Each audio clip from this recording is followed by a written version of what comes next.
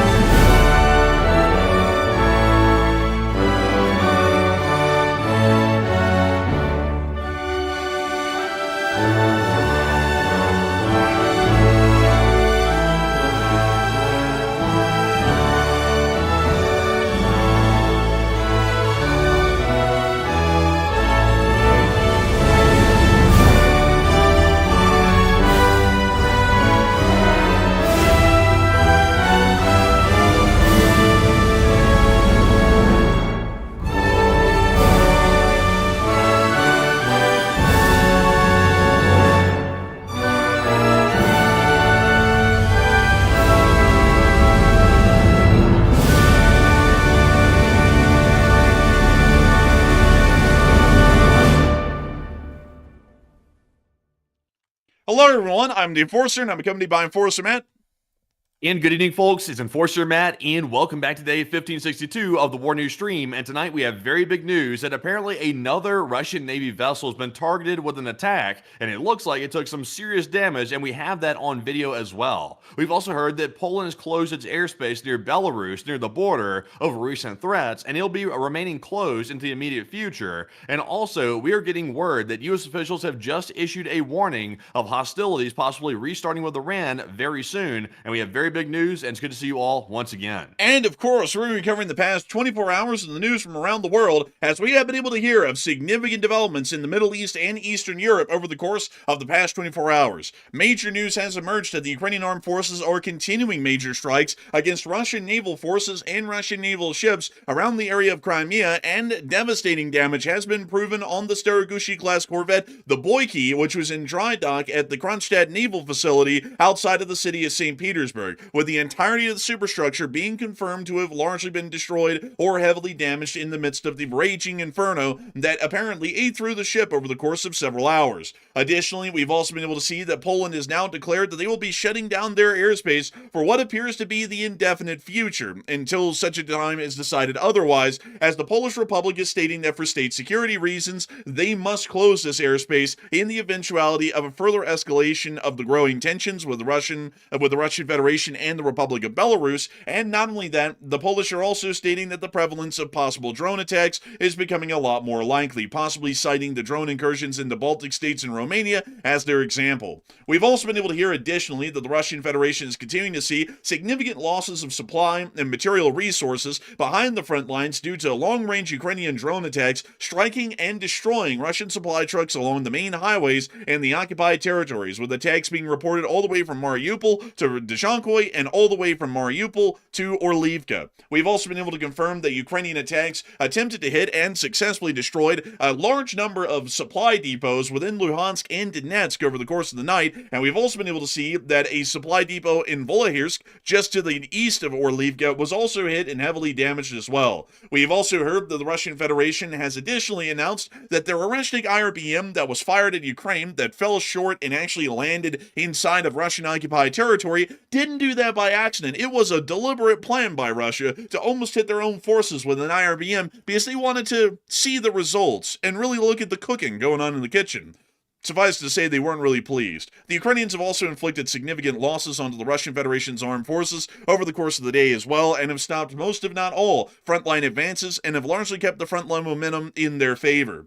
Outside of that news in Europe, we've also been able to hear that within the Middle East, additional news has started to emerge as the United States is now once again issuing warnings to U.S. citizens within the Middle East that they need to ensure that they have shelter nearby and accessible in case of the event of larger Iranian attacks that may begin at any moment. Significant U.S. airlifts are still being conducted right now at a high volume into the Middle East and out of the Middle East, which may be suggesting the additional movement of equipment and resources into the area or the movement of equipment and resources out of the area. It's a little bit unclear at the moment. We have not been able to get satellite footage to corroborate exactly what is going on, whether it's an increase in force or decrease in force, but we can note the high airlifts currently being conducted into CENTCOM's AOR. Additionally, we've also been able to see that the President of the United States has now once again changed the foreign policy directives once again and has now stated that Iran getting a nuclear weapon and keeping their near weapons grade enriched uranium is now no longer an issue, and he would be in fact honored to meet the supreme leader of Iran, Mojtaba Khamenei. We've also been able to hear additionally that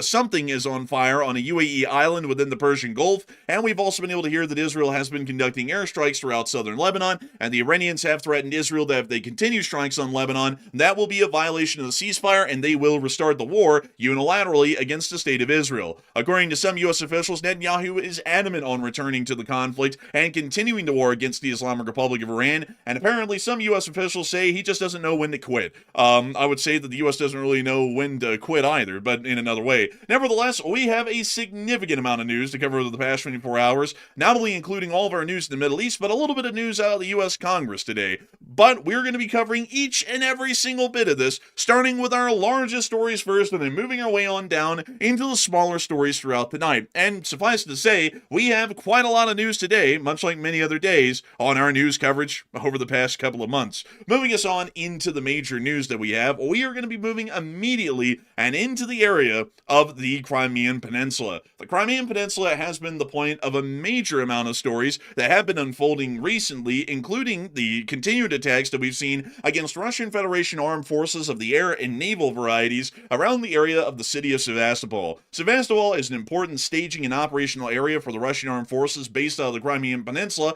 as they are able to vector a large amount of indirect fire support either by the Russian ships at sea or by the aircraft at Katya and Belbek airfields to be able to try and give some support to the Russian infantry, which are still struggling years later to make any progress on the front lines just south of the city of Zaporizhia and across the banks of the Dnipro River. Ukrainian armed forces have considered this area, for that reason, a high priority target to be able to hit and destroy the vital aircraft and multi-role platforms at Katya and Belbek airfields, and to also continue to hit the remaining combatant and support forces of the Russian Black Sea Fleet that are based out of the port of Sevastopol. A large amount of these attacks take intermittent or rotational style attacks and strategies, with some attacks attempting to clear out the coastal defense and air defense forces that the Russian Federation has based around the city, and then the follow-up attacks in the prior days or the following days generally attempt to attack and destroy the actual vital components and assets that the Russians have that are based out of the city of Sevastopol and its surrounding periphery. Today, it appears that Ukraine has largely attempted to target, much like they were yesterday, the air defense forces and coastal defense forces around Sevastopol, which is already giving us a clear understanding that an attack window is being opened up for Ukraine due to the fact that Russia will not have as much defensive fire available, at least conventional defensive fire, to put up against Ukrainian drones and missiles, which are mostly going to be launched at the city city once more within the next several weeks. Today, the Ukrainians have decided that the Russian Navy's coastal defense forces are the top priority, and we were also able to see that this Svityak-class patrol boat, the Project 10410, was precisely hit by a Ukrainian drone attack over the course of the day, which is conducting coastal patrols and air defenses around the outskirts of the city of Sevastopol at sea. Here's the clip showing that incoming drone making its mark and then also continuing to hit the air defense forces around Crimea. That was a pretty bad hit right there. It hit right on the side of that patrol ship. And also, you said this one was patrolling near Sevastopol, you say? Yes, this one was actually patrolling near Sevastopol. And to show you all this really quickly, this is actually an interesting thing about the Ukrainian Post, is that they actually geolocate where their hits are. Down here, it says NP, let's see, it says Orkine, which is AR Crimea. So this is somewhere just a little bit west of Sevastopol, near to one of the villages, I think a little bit further north up on the coast, kind of around Katya or Belbek airfield. So this little coastal patrol boat, which is right here, this is the Project 10410, right here, this is the patrol boat that is largely conducting some limited air defenses and also anti-surface drone interdictions around the area of Sevastopol. They don't have a significant drone defense net around Sevastopol, even still to this day, but this is probably one of the most well-armed drone defenses that they have in the city, is in this patrol boat. They have a few of these. There's not a large number of them. I think there's only about 3 or 4 of them in Sevastopol right now, but they are pretty much the vanguard of sea-based drone attacks on Sevastopol and attempting to try and either shoot them down or try and slow their progress, or at least cut down the number of incoming drones that the city's actual air defenses will have to deal with. It looks like today, though, its number was drawn, and the Ukrainians decided that instead of this thing trying to defend the city was going to have to try and defend the ship. Man, look at all that smoke coming out of the back of it. It's like an old pickup truck or something like that is like pouring smoke out of the back. It looks like some kind of junky ship, like with all that smoke. Yeah, it's a pretty crappy one. This, also, by the way, folks, this is the Russian Coast Guard, but generally it falls under the authority, especially in the military occupation zone of Crimea, largely as a force of the Russian Navy, so it falls under a centralized sea command for the Russian armed forces, which is why I'm calling it a Russian Navy vessel for the purpose of this video. On top of that, it is involved in combatant operations, so it largely is a part of their maritime forces. But a pretty crappy junker, I'm not going to lie. But we can see here the Ukrainian drone coming on in, getting ready to grill it. Man, they're about to grill the hell out of it. Look, also, by the way, is this footage sped up or is this the normal speed of it? That boat's actually kicking up some speed. Let me look at that here real quick. I think this is the normal speed. That thing is absolutely boating. Look at that. That thing is going fast, man. I think that they got that thing at like full speed or something. It's creating a crazy wake. Let's see. Let me go pull this up here really quickly. It's the, let's see, the project. Let me go make sure. I wonder if they knew they were being chased because, it seems abnormal for it to be going that fast, like, just doing a patrol. That seems kind of weird. So what's interesting for you, here's some interesting facts for everyone here about this ship. These ships were built from 1987 to the present day, with the first one going into commission in 1988, meaning that this class is as old as the Soviet Union. It actually was put into service before the fall of the Berlin Wall, crazily enough. Right now, there's only about 33 of these active in the entirety of the Russian Coast Guard and the Russian Navy, as the Russian Navy does also operate these directly as well, under the Department of the Coast Guard, which is a sub-department of the Russian Navy, and we also understand that its top speed is 32 to 37 miles per hour.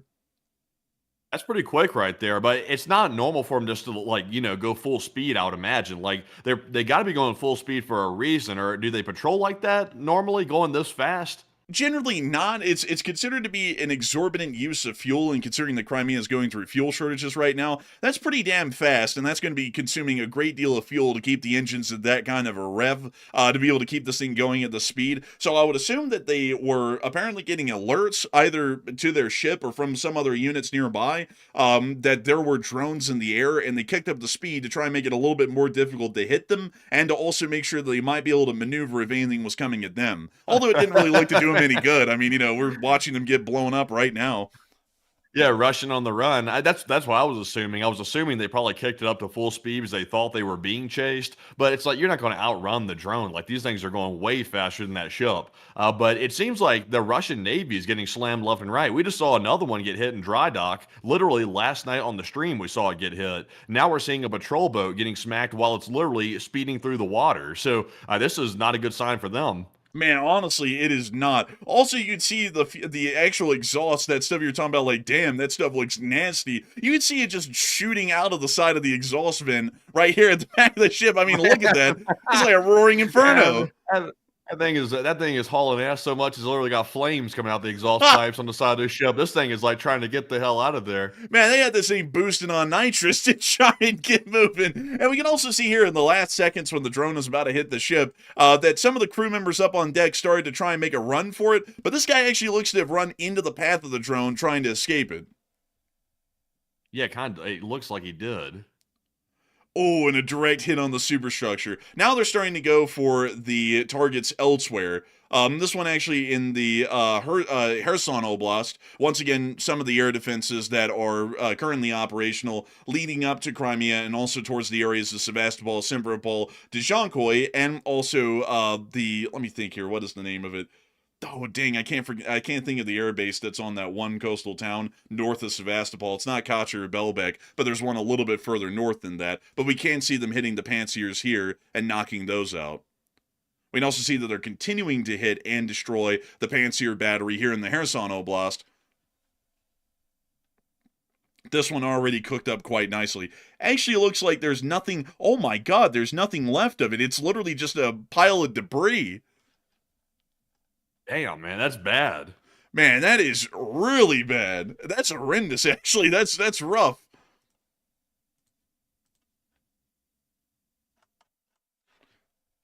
We see here the drone coming in on another radar system. This one's apparently the outdoor grill that's been turned into a radar. But they did blow it up successfully. We can then see that in the Crimean Peninsula, they also conducted an attack on a mainline freight train, which appears to be hauling, unfortunately, can't really tell you off the top of my head. It looks like it's some sort of fuel tanks. Actually, I can't tell y'all what those are. Those aren't fuel tanks. The closer up they got, they kind of look like boxcars. It might be some sort of ammunition, provisions, or shipments, but we can't really say for certain because it's really hard to tell because of this infrared imagery. This is that famous train heist that all those other YouTubers were talking about, except there was no heist, it was just simply destruction. Man, honestly. And we see them hitting it again right there as well. And now we can see them also going for a K2. Once again, this is a substation, by the way, in the Crimean area. They call this the Great Russian Ego Heist. That's the only thing that got stolen that night was the ego of the Russians. Man, you could tell because the bots be coming out in numbers. Man, I tell you what, they got those bot farms active. I wonder if these attacks right here we're seeing on the video had anything to do with Putin feeling angry today about Zelensky and questioning whether or not Zelensky was the leader of Ukraine. I wonder if this led to that frustration. You know, that's a good question. That's a great question. I'd actually have to disagree, though. I don't think it was the attacks from today. I think it was the attack from yesterday. Because before we show y'all everything else that happened in Sevastopol, which generally has to just do more so with the situation with the fuel shortage and the fuel crisis that's now gripping the peninsula, we had to bring y'all up to St. Petersburg for another part of the Russian naval saga. I think this is the one that ended up getting him pissed off more than the attack from today. Many of y'all will remember that yesterday we had satellite photography and direct footage from the Ukrainian Armed Forces showing that one of their drones ended up impacting the Staragushi-class corvette, the Boyki, in this dry dock right here on the eastern side of the Kronstadt Naval Wharf. Today, we have been able to get footage on the ground, and I'm telling y'all, 4K Ultra HD footage of what that actually looked like from Kronstadt. Don't know how this happened, I want to make this clear, but there were apparently civilians around the dry dock that were in the middle of the naval wharf, which in America this would never be permitted or allowed, so I was completely shocked that this even existed. But they actually filmed the Boyki in the direct aftermath of the two strikes on the ship, on fire and the superstructure appearing to be warping under the heat of the flames. Here is the clip showing the Boyki on fire in Ultra 4K HD. Notice the debris that's already scattered around the dry dock from the impacts, giving a little bit of the idea of the force in which the drones hit and exploded onto the ship, which already sent parts of the steel superstructure flying out into the wide open around the dry dock. Now, without further ado, here's the clip. Oh my God. Oh! Holy crap.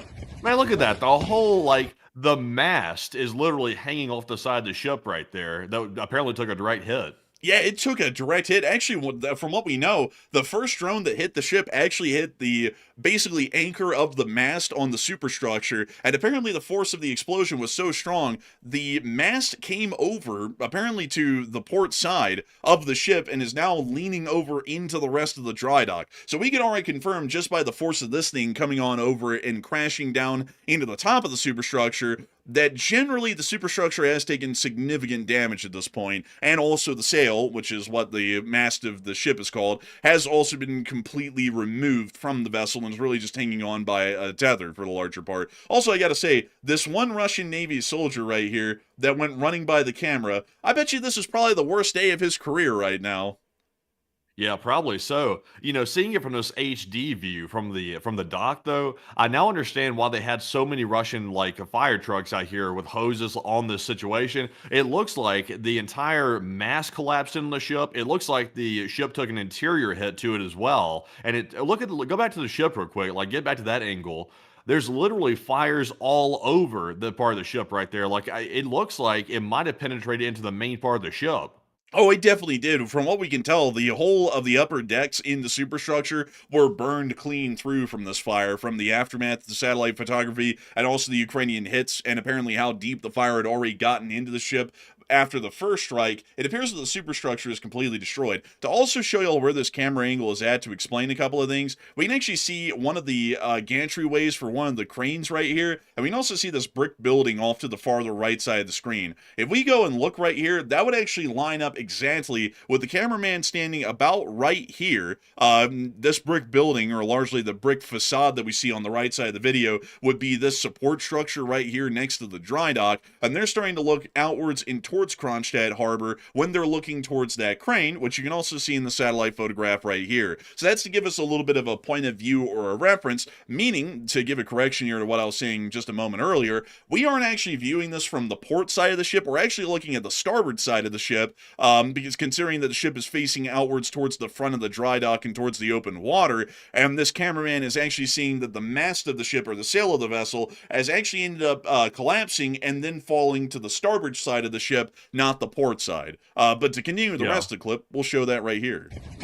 Also, by the way, I see Shadow Knight here saying in the live chat, he said, why was the explosion so bad? It looks like more damage than an FPV drone could do to the ship. And also, why did they hit the particular part of the ship, like the ammo stores, etc.?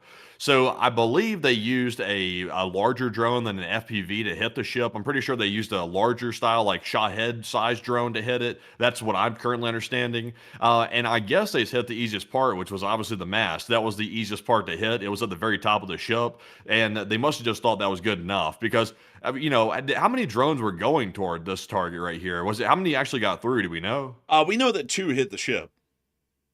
Do we know how many in total went this direction? Because that's a key detail. Unfortunately, we don't. All we can confirm is that 2 hit, and outside of that, the numbers become a blur.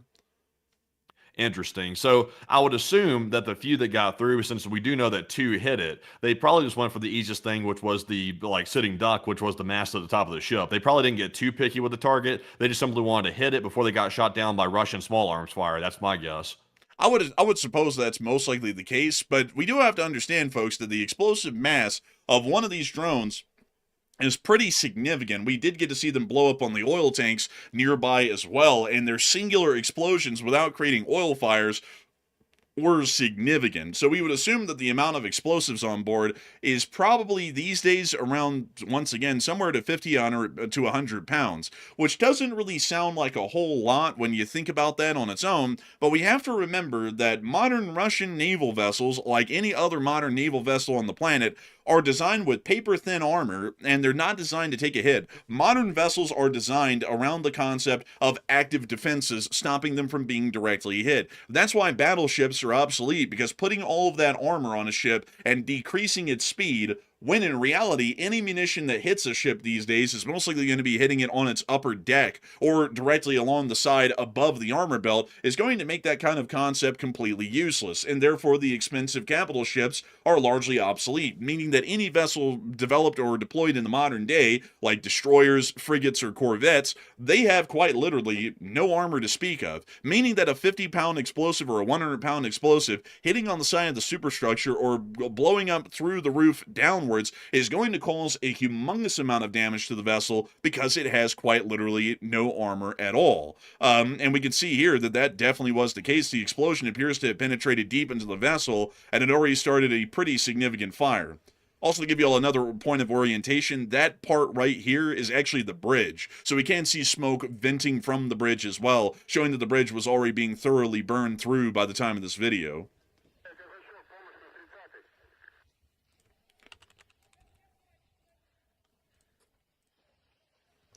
We see them once again. You know what? I just realized something. I think the ship might be toast. Honestly, it is a complete write-off. I mean, this is no doubt about it. It is done for. Yeah, I think so. And why was it in dry dock? Is it a new construction or is it being retrofitted or something? Generally, from what we know for the Boyke, apparently it was like some sort of like maintenance or inspection or possibly a refit or just like standard repairs. Usually ships actually have to go into dry dock a decent bit just to have random maintenance conducted on them, like the Gerald R. Ford's about to have because of that laundry room fire. But this is one of those things of bringing the ship back in from, say, some sort of a patrol, or it's gone through a certain amount of its service life, like a year or two, and then they bring it back into the dry dock to do an inspection, do checks, and repair anything that might have broken since the last time it was serviced. So basically it's like a car servicing but for a ship. Yeah, I guess that makes it easy for Russia. The work just got a lot easier for the inspectors. I would say it has a 0 out of 100 at this point. Zero score. Yeah, I'd agree. Also, once again, to show you a couple of more points of references here, to give you all an idea of what we're looking at, this is the Staragushi class corvette. This is actually the namesake of the class, the Staragushi, which you can see right here. If you look at this is actually very telling. This is actually very interesting here. Notice this large bulbous radome here that's a part of the larger sail is also sticking out towards the camera person. If you look at the normal Staragushi, that's a part of the larger element of the sail and superstructure, and that radome is supposed to be well up above the deck. That means whatever the fire has done, it has either warped or completely eroded the structural integrity right above the bridge, and this entire area above the bridge has collapsed and fallen backwards and towards the starboard side of the vessel. And we also can't see that rearward sail either. That appears to also be missing as well, showing that the fire may have warped the steel there as well and led to that either falling inwards into the upper decks of the superstructure, or it also just ended up sinking into the superstructure where we can no longer see it. But that's giving us a clear indication. I mean, if any indication was needed, the decks inside the ship from the heat of the fire have either warped or completely given way, meaning that everything in the superstructure has been gutted as a result of the fire. Actually, correction here, we can actually see that back sail right there. I didn't see that when I was first talking about this, but the main sail did completely collapse. So moving us on out of that, a lot of people are wondering, what is the purpose of Ukraine conducting these sorts of attacks against the Russian Navy and the Russian coastal defense forces? And not only that, like we saw in Sevastopol, the Russian air defenses within that area as well. I would say that there's a larger design and intention behind that, but Matthew, what are people thinking about that, and what are you thinking about it as well? Okay, so clearly Ukraine's ramping up their strikes against Sevastopol, which is the home to the Russian Navy of the Black Sea Fleet. We're now seeing that patrol vessels are being hit also near Crimea, and we also saw the one that we just got done watching on the video, another Russian warship in the dry dock, also getting destroyed as well. It's a total write-off, as you could tell in the video. So why do you think this stuff is happening, and is there a reason why Ukraine's going for the Navy in such large numbers right now? So 36% said Ukraine is simply trying to demoralize Russia by taking out their ships one by one, while 31% said Ukraine's trying to stop missile attacks that could be launched from some of these vessels, and 26% said Ukraine's prepping to hit the Kerch Bridge.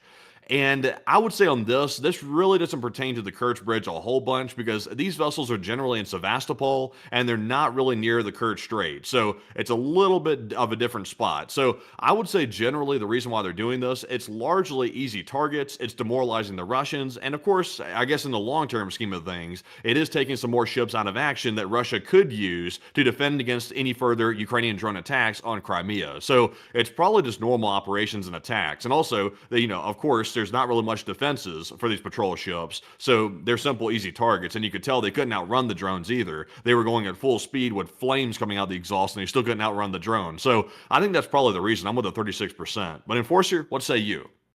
I would have to be generally with the idea, Let's see here. I would actually have to say that I don't really fall within any of these groups, in my honest opinion, because I think that the attacks were actually intended for larger strategic aims and goals in one form or another, with the St. Petersburg attacks being more indirect in their form on what they're trying to achieve, which is more of an abstract sort of a concept. And then with Sevastopol, it's more so direct in trying to whittle down the defenses that are seen leading up to Sevastopol City. Ukraine's attack and their footage that they showed from the last day around the area is giving us a clear indication that they are trying to destroy drone air defense forces like the Pantsir S-1s in Kherson and the naval patrol vessel outside of Sevastopol for a clear reason. And the only reason that that could be, considering that everything that was involved that got hit was some form of an air defense force, is that they're planning on a larger attack either on Sevastopol or Simferopol, which are in close enough proximity that both of those attacks on air defenses would be opening up both of those cities to be targeted. There is still a significant amount of military infrastructure that the Russian Federation uses and operates inside of Sevastopol, including the air bases at Belbek and Kacha just to the north of the city, and also within the Sevastopol naval yards as well, which are incredibly vast and are still used pretty decently even in the present day by the Russian Navy. That would lead me to believe that that is probably more so an attack to prepare and open up the airspace for future drone and missile attacks the Ukraine will possibly be conducting. As far as the St. Petersburg attack, that one generally falls under a different parameter. The Baltic fleet has never been used to conduct a missile attack against the state of Ukraine, meaning that destroying a vessel of that nature and of that type generally serves no larger strategic purpose immediately in the war in Ukraine. However, what it does do is that it starts to decrease the available amount of ships and also the cost that Russia has to undertake to either repair these damaged or destroyed vessels, and also, importantly, it cuts down on their force projection capabilities in the Baltic, which would be absolutely vital for them to try and conduct a blockade of the Baltics if they begin a larger war with NATO, to be able to try and give their fighting forces at least a fighting chance of trying to make some significant ground in the Baltic states before some sort of a negotiated ceasefire was made between the two sides. And I think that that's largely starting to work in an indirect sense to get into the Russian minds that not only is Ukraine slamming the Russian Federation directly in the conflict, but Ukraine is also going to start whittling down Russia's strategic power projection capabilities outside of the Ukrainian theater, which will also be jeopardizing the Russian strategic position and might put more pressure on the Russian Federation to possibly consider some sort of a negotiation with the state of Ukraine that will be somewhat amicable or slightly favorable. Although that definitely isn't going to be happening, but that might be the intention behind the St. Petersburg attack and the strike on the Boyki. But moving us on out of the Boyki Doiki up there in Kronstadt, we are going to be moving ourselves on into Moscow. Speaking of that possible peace deal that we're hearing of right now, and apparently we have a breaking news coming out at this moment. And Matthew, what do we got?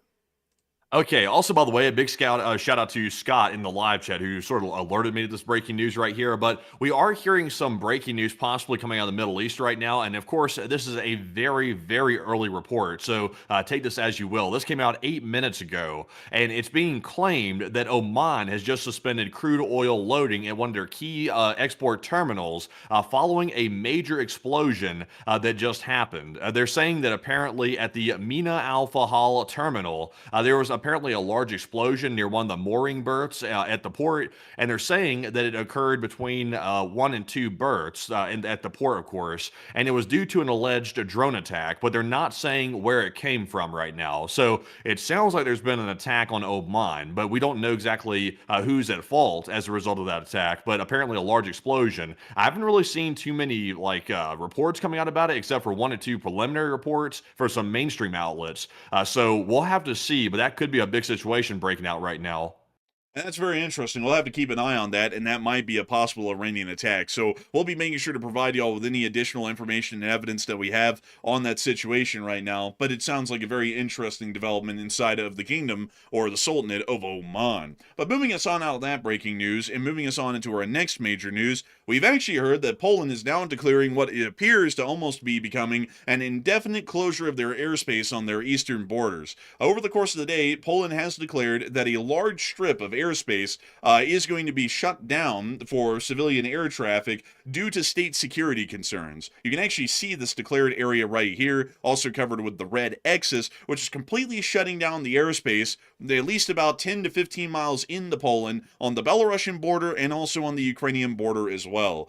We generally believe that this action is being made at the moment because of the tense situation that exists with the Russian Federation and the possibility that Russia could conduct a similar drone attack on Poland as they did on Romania.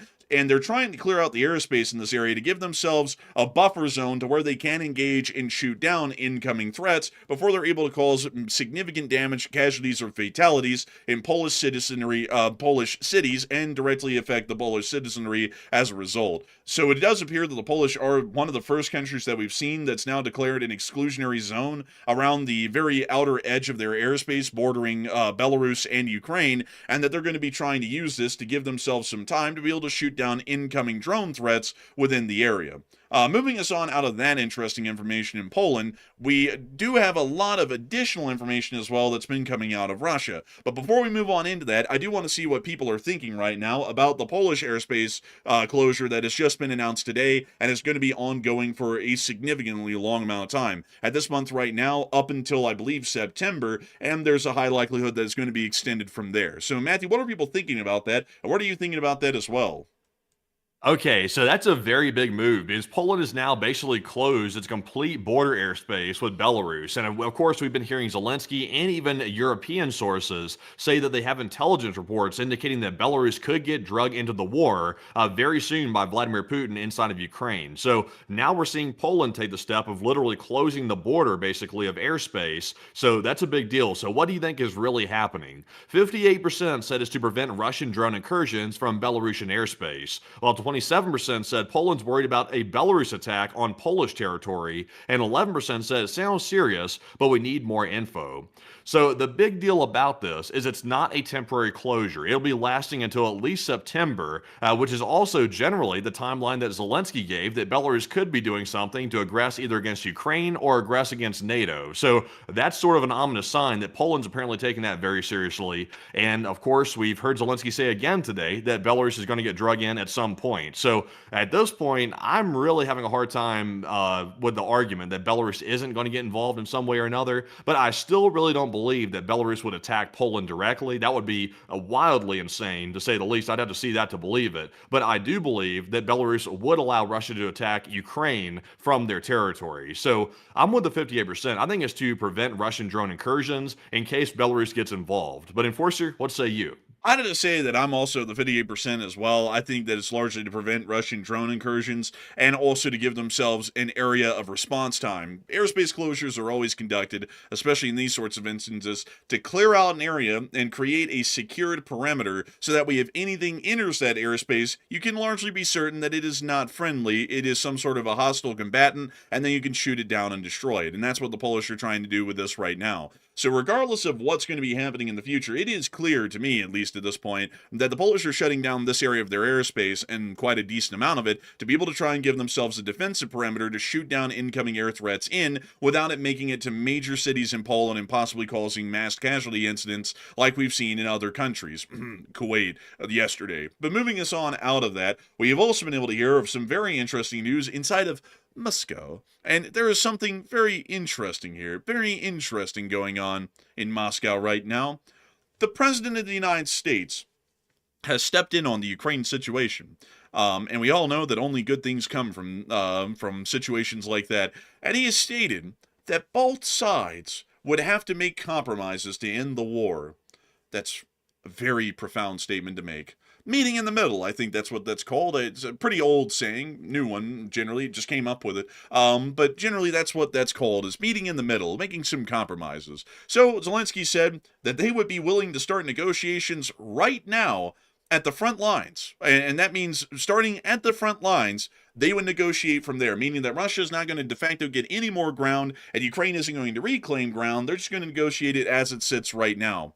So then Putin's response is that they did receive the information that Zelensky wanted to talk about a possible peace once again, I do have to remind everyone, Putin stated today, once the president said that he'd be all for peace and he loves peace. And then that's when Zelensky countered, we could just start talking and negotiating at the front lines right now and declare a ceasefire. So the Russians made it clear, for one, that a ceasefire is not necessary for negotiations to begin, and he signals that Moscow sees no need to halt hostilities as a precondition for talks with Ukraine, because according to Putin, they're winning on the front, and so there's no reason to stop the conflict with a ceasefire, because then that would give the Ukrainians some time to turn the whole situation around. Mind you all, the Ukrainians have retaken, just to mention a couple of their frontline gains in the past few months, they've retaken the entire city of Kupiansk, they pushed the Russians back out of Torske and back into the Severonsky Forest, they've held them at Konstantinivka, they've stopped them completely in Pokrovsk, they've retaken ground on the Novopavlivka front, and they've also pushed the Russians back on the southern front near to Kamyanske and Stepove as well. Just to mention that, by the way. So the Russians are losing ground in every part of the front line that you can think of, except for the area where they're fighting the hardest in Pokrovsk, and there, every day, they're just breaking even at a stalemate.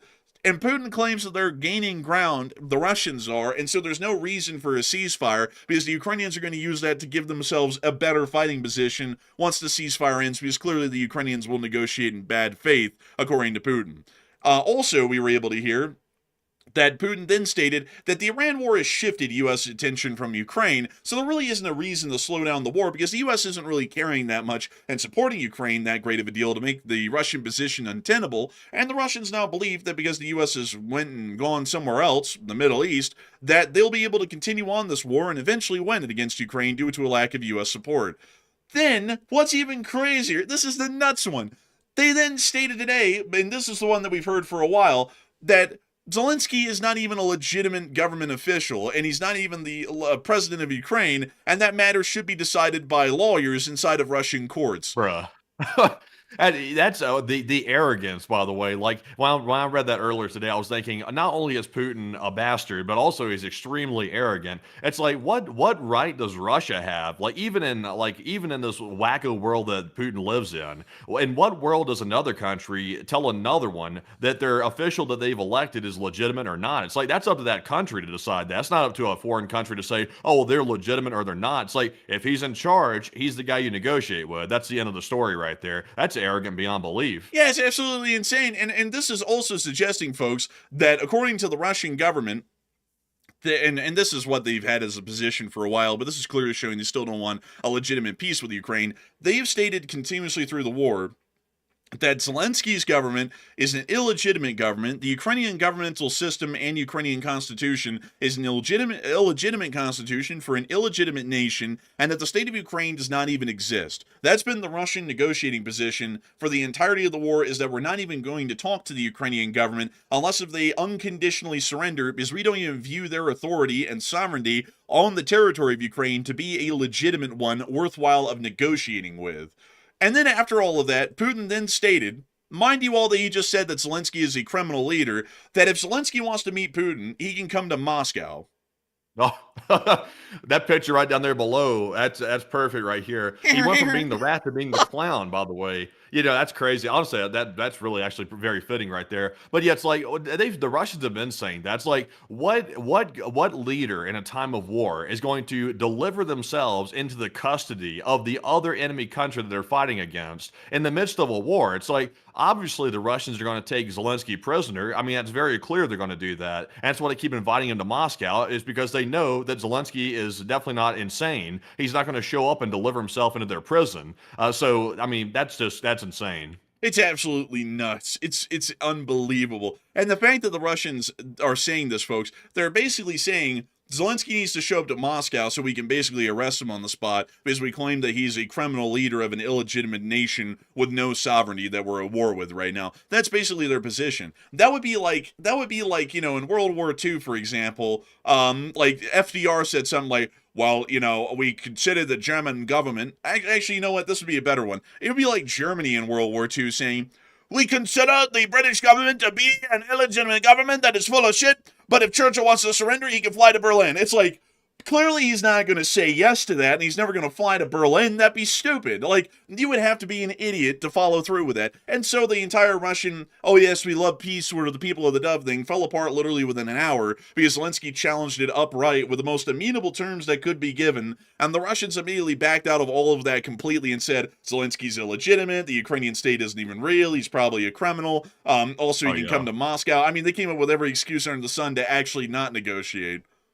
Yeah, and I wonder why the Russians suddenly had this bone of peace in their body. Like all of a sudden, Putin is back to this peace talk out of the blue. I wonder why that is, because just yesterday they were saying they were going to wipe out the Ukrainian government with Oreshnik missiles. So now all of a sudden today they want peace. And Enforcer, show us the reason why they suddenly want peace in this post. Well, it's because, folks, the president said, like we already covered before, that certain compromises have to be made by both sides to end the war. So the president's back on paying attention to Ukraine for a minute. I guess, he got tired of waffling in the Middle East, so he decided to go to something where, he can just make a statement and it doesn't really mean much of anything. So the president's putting pressure back out there again to try and make a peace deal, and that's the only reason that we've seen that Putin is now once again acting like they want a peace. Once the president stops paying attention to this, which will probably be in 2 days, the Russians will be back to, we want unconditional surrender, we're not stopping the war until 2036, we'll even go to 2050 to see that this thing is concluded successfully. Oh, yeah. And they've already done that today, like telling Zelensky to come to Moscow. That's basically giving Zelensky the middle finger to a large degree, because he's not going to go to Moscow, and he shouldn't. That would be absolutely stupid to do that.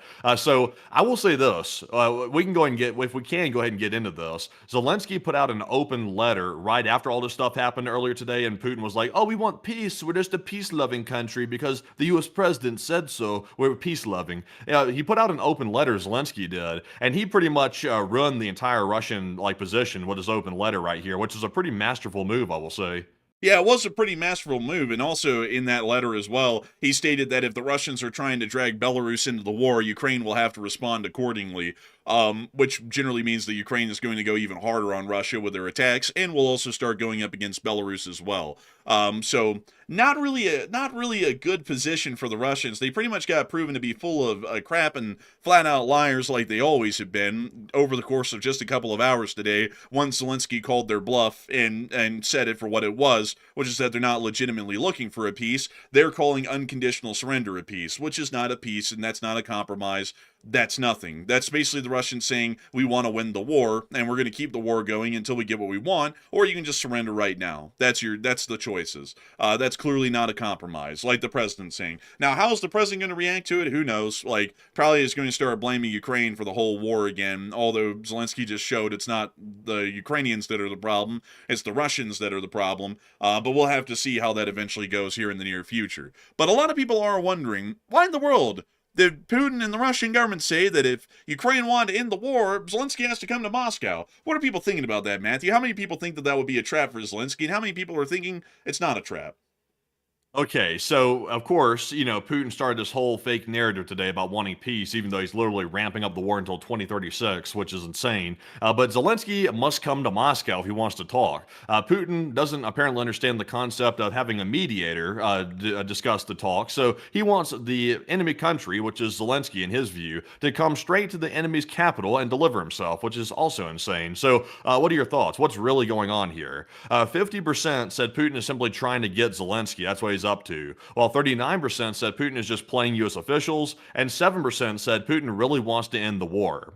And I am very confidently with the 39%. Putin is doing this purely to play the U.S. officials. He's also given the U.S. officials a narrative to run with that Ukraine is the troublemaker and Putin is the one who wants peace and Ukraine's holding out the process. We already know that clown show already sailed a long time ago. And it got so bad, it got so pointless that the U.S. even bowed out of the talks that they literally started between Ukraine and Russia. It got that bad. So it sounds to me like the games are getting restarted again for the most part, but Zelensky's open letter largely put that door shut today because the open letter said, we're willing to talk about ending the war now. We'll even start negotiations at the current front lines, which I was shocked Zelensky said that, by the way, but he said he would negotiate starting at the current front lines. And Putin said what? He said, come to Moscow, which is the big middle finger to Zelensky. So clearly Putin doesn't want peace right there.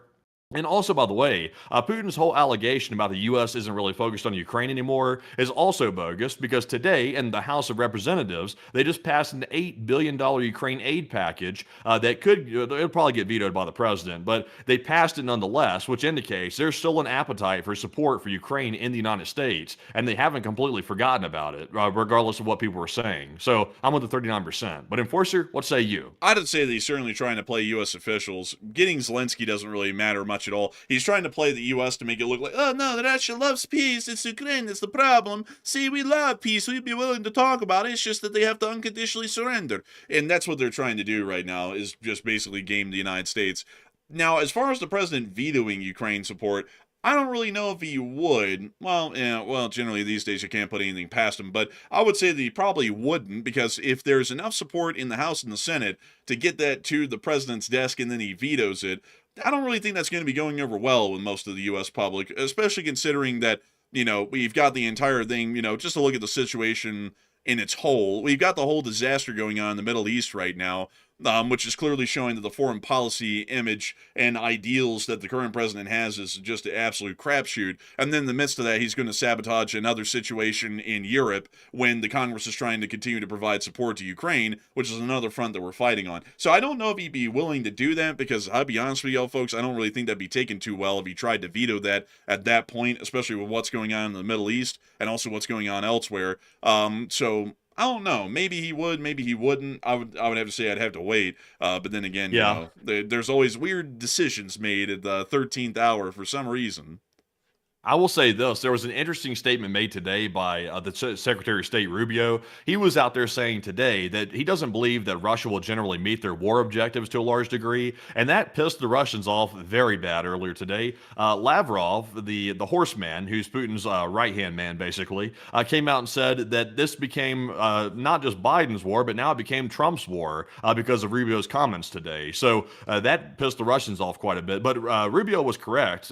Russia's not going to achieve its frontline goals. It's simply not. And that's why the Russians are also planning out, dragging the war out until 2036, which also seems to back up the idea that Russia knows they really can't achieve anything. They're simply trying to conduct a war of attrition and hope that Ukraine will eventually give up, which they won't, by the way. Plot twist, Ukraine's not going to give up. They haven't yet, and they never will. So it's going to drag on for ages. So I'm glad to see that they did pass that package. I think it's an $8 billion loan package that the U.S. passed, and there's like $1 billion in material support that would be immediate. So to me, it sounds pretty promising. Hopefully it gets through, and hopefully the president doesn't try to obstruct it. I would agree. I would hope to see that kind of support and those sorts of bills are passed continuously like they were back in the day, again in the present, because it would be a significant help to the Ukrainians for them to get that kind of support. And also I think that would be very beneficial for us strategically, because at this point we really need to try and sell ourselves to the Ukrainians. It's not the Ukrainians having to sell themselves to us. We're kind of having to sell ourselves to them at this point, because we really need to get, like, if I'm being honest with y'all folks, we need to get a couple of their guys on a jet, fly them over to the United States, and have them at Fort Benning, and also Paris Island and whatnot, teaching the new doctrine of a new model army in the present day, with drone warfare being the new factor. If we don't have that kind of knowledge and that kind of expertise on the land war side of things, and also on the security side of things at this point for the Air Force and the Navy as well, we're going to end up being up the creek without a paddle. We've been saying that, well, we're already up the creek without a paddle, if we're being honest here. We've been saying that on this channel for years, because drone warfare has proven to be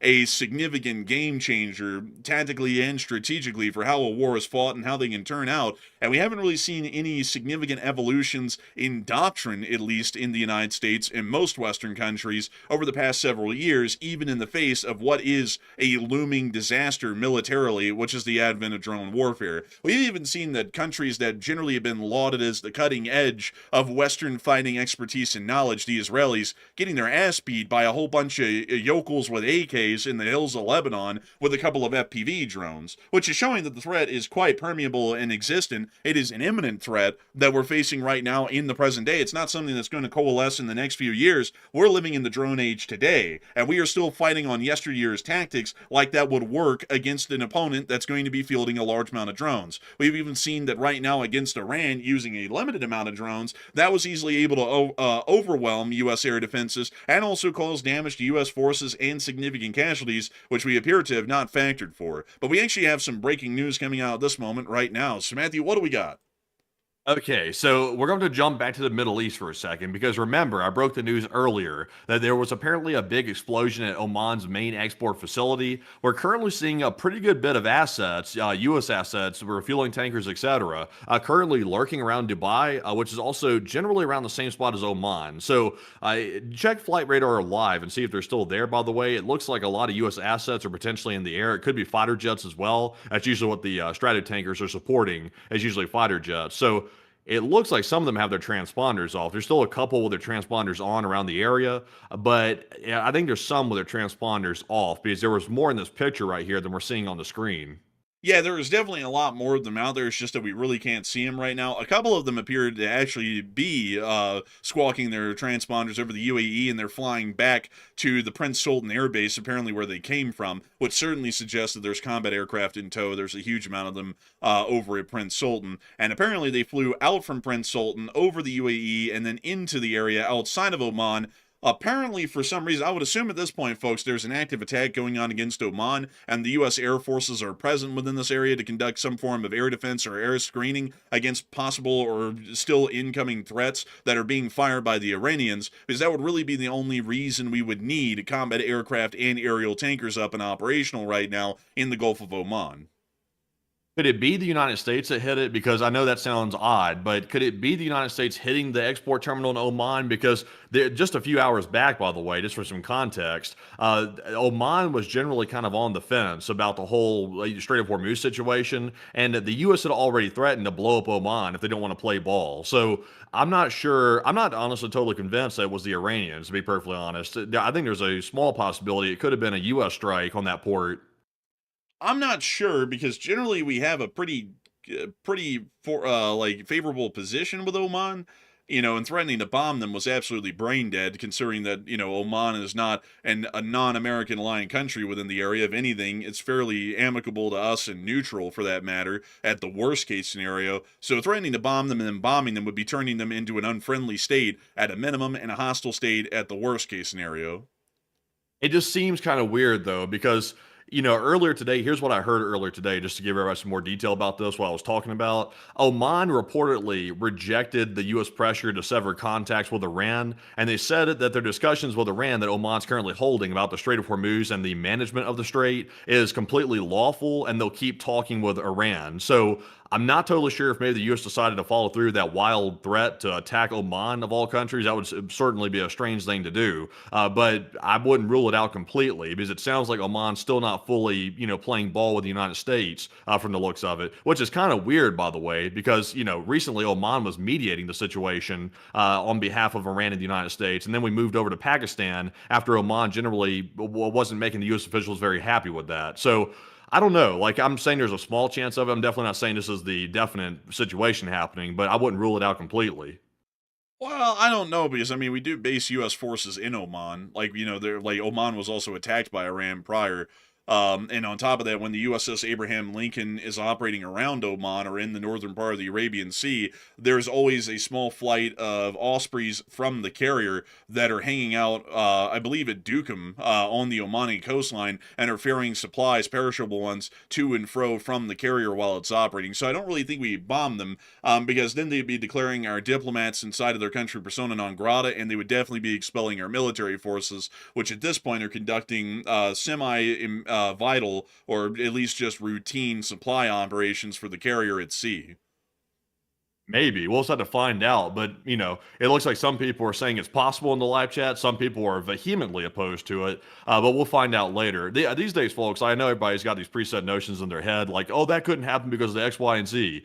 We can't predict anything anymore. Like, the fact that the U.S. even threatened Oman the other day was absolutely insane. The fact that they even did that. So I'm not ruling anything out because, statements like that being made, you have to take them at face value until we see otherwise. Oh, there's a special flight squad, Antonov 124 from the Russians right now, flying back to Egypt.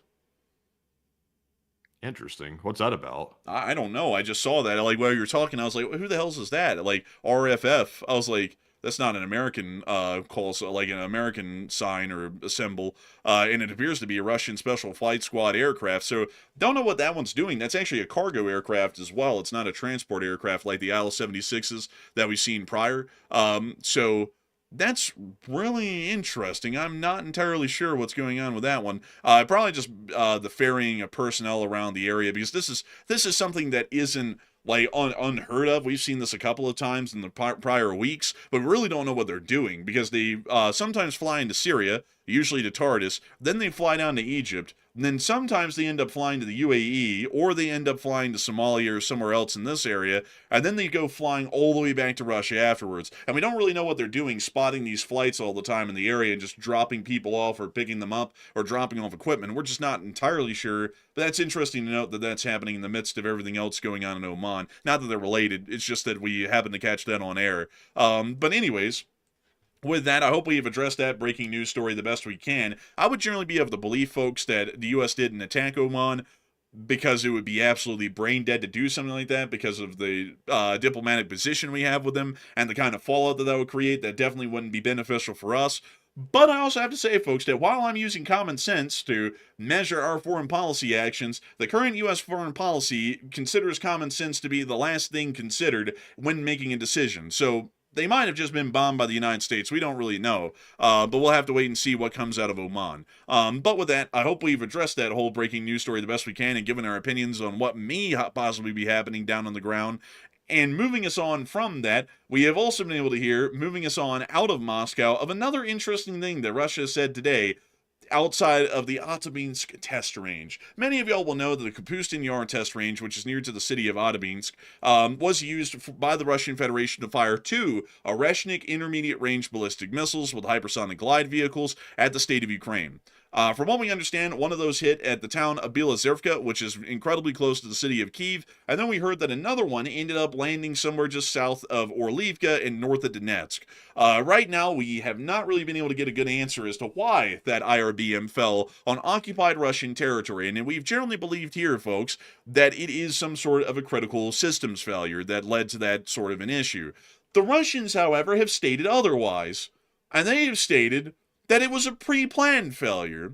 As far as the system, according to Putin, as for our new systems, they are emerging, including the Oreshnik system. But this is somewhat different from what we were doing in the past before the conflict in Ukraine. What do I mean? We've tested similar systems at test ranges, but we haven't tested the Oreshnik, and that's not a combat deployment. We've practically never had a single combat use of the Oreshnik in the true sense of the word on Ukrainian territory, and the last one is just...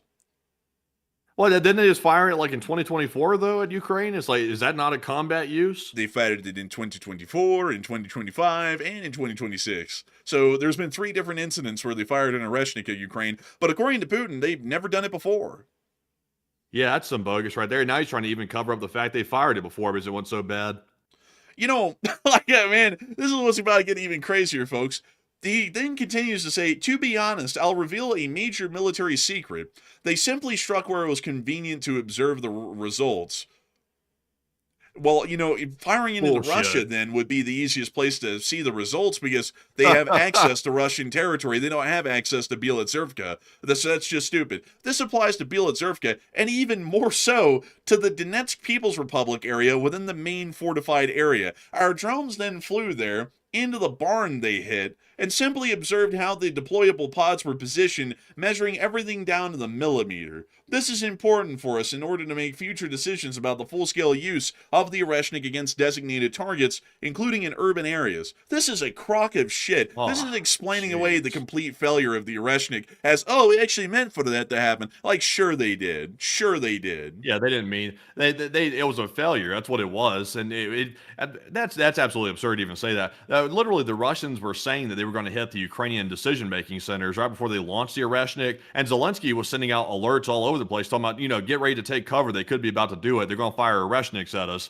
Then Putin does it, and then Putin hits a shed in Belozerivka. It's like, okay, so now the Russians are saying that was intentional. They meant to do that, even though they were literally saying they were going to hit the decision-making centers. They hit a shed instead in a nearby, you know, town. So I'm like, well, that's crazy work.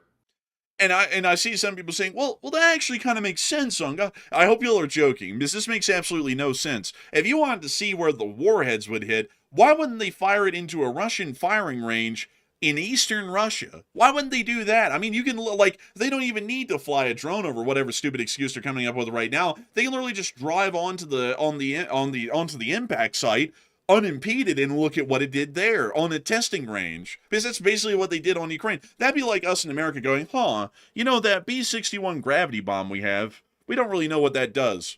Let's just drop it on Poland and see what happens. Like, that would be the kind of insanity that this is. It's saying, let's drop a MIRV system on an allied territory, at least according to the Russians, to figure out what it does. That's the dumbest thing I've ever heard. That's like saying, damn, I wonder if this revolver's any good.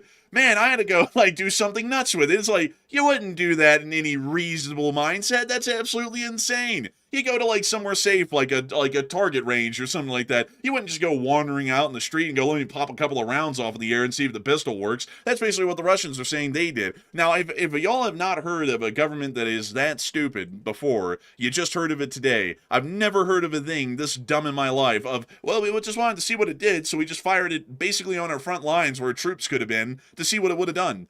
That's insane. I mean, that doesn't make any sense. The reality of it is, folks, is that the system had a critical failure mid-flight, and apparently, I'm guessing its motors failed, and so its trajectory ended up falling short, and it ended up landing somewhere in Donetsk as a result. That's what I'm thinking, because outside of that does not make any damn sense whatsoever. I mean, think it, that'd be like in America. Here's a good example. That'd be like the U.S. government going, wow, I really want to know what that brand new JDAM we have does. Instead of dropping it on a test range in, Utah or something, we're going to drop it on New York City and just figure out what happens. It's like, no one would do that. It's like, Think about that, folks. It's insane. It's brainless of a statement, even. And that's just a BS claim. Unbelievable. It blows me away that claim was even made by Putin directly with a straight face. That's the clearest lie I've ever heard. But moving us on out of that whole bit of news, we do have to get through the rest of our Middle East news, because we actually have some pretty interesting developments down here today. I didn't say they're good developments. They're interesting. I'll leave it at that. But before we get on into that, I do have to say a humongous thanks to every single person who has been enjoying the channel so far and has watched over the first hour and 11 minutes. We've been able to see that at the peak, 15.4 thousand people were here. And 65,000 people have watched this stream in a matter of 1 hour and 10 minutes. I've got to say that we're entirely honored and greatly appreciative to each and every single one of y'all so much once again for watching, and we still have a lot to go. A decent amount of interesting news that came out of the Middle East and also out of Ukraine as well that we haven't been able to get to so far today. But before we get on into all of that news, I do want to make sure to take a brief little pause here to answer a couple of questions from the chat. We're going to be taking 3 of them and then moving on into the rest of the news for the night. So Matthew, what do we got? All right, so let's get into our first 3 super chats. Our first one here goes to none other than Con45, who puts in a $50 support. And thank you very much, Con, for always supporting the channel through all the months and even all the years. And we do appreciate that as well. And Con said, guys, the Zelensky to Putin open letter today was a Winston Churchill moment, and you guys must cover what was said in Zelensky's full letter. It is completely crushing Putin as a complete historical failure, so bad that Russian propagandists came and save Putin. And you got to admit, you can tell that Zelensky went to law school with that letter right there. You can tell he did, because it was very smart, and he kind of cut off the argument that Putin was trying to make, that Ukraine's the problem. Because the one thing that Zelensky put in that letter that was very crucial is he said he was willing to start the negotiations at the current front lines, which was something that was hotly contested the last time that the U.S. was forcing Ukraine to peace talks.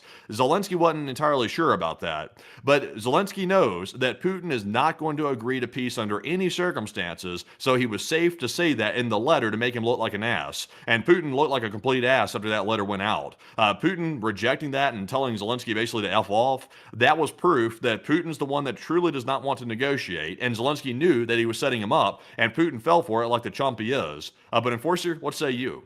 And I'd have to say that it is an impressive letter. Sadly, I'd have to say, I don't mean to use a Reddit phrase here, but this is a TLDR one. It'd be a little bit too long to read on air. It's about 4 or 5 pages long. and so it'd probably take about 10 to 15 minutes to read the entirety of it. But I would have to say that it was a very well put letter, and it was an incredibly interesting one. Just to read a couple of the important parts, he started off with a banger, and he said, "When you came to power in Russia more than 26 years ago, many people in Ukraine viewed you positively.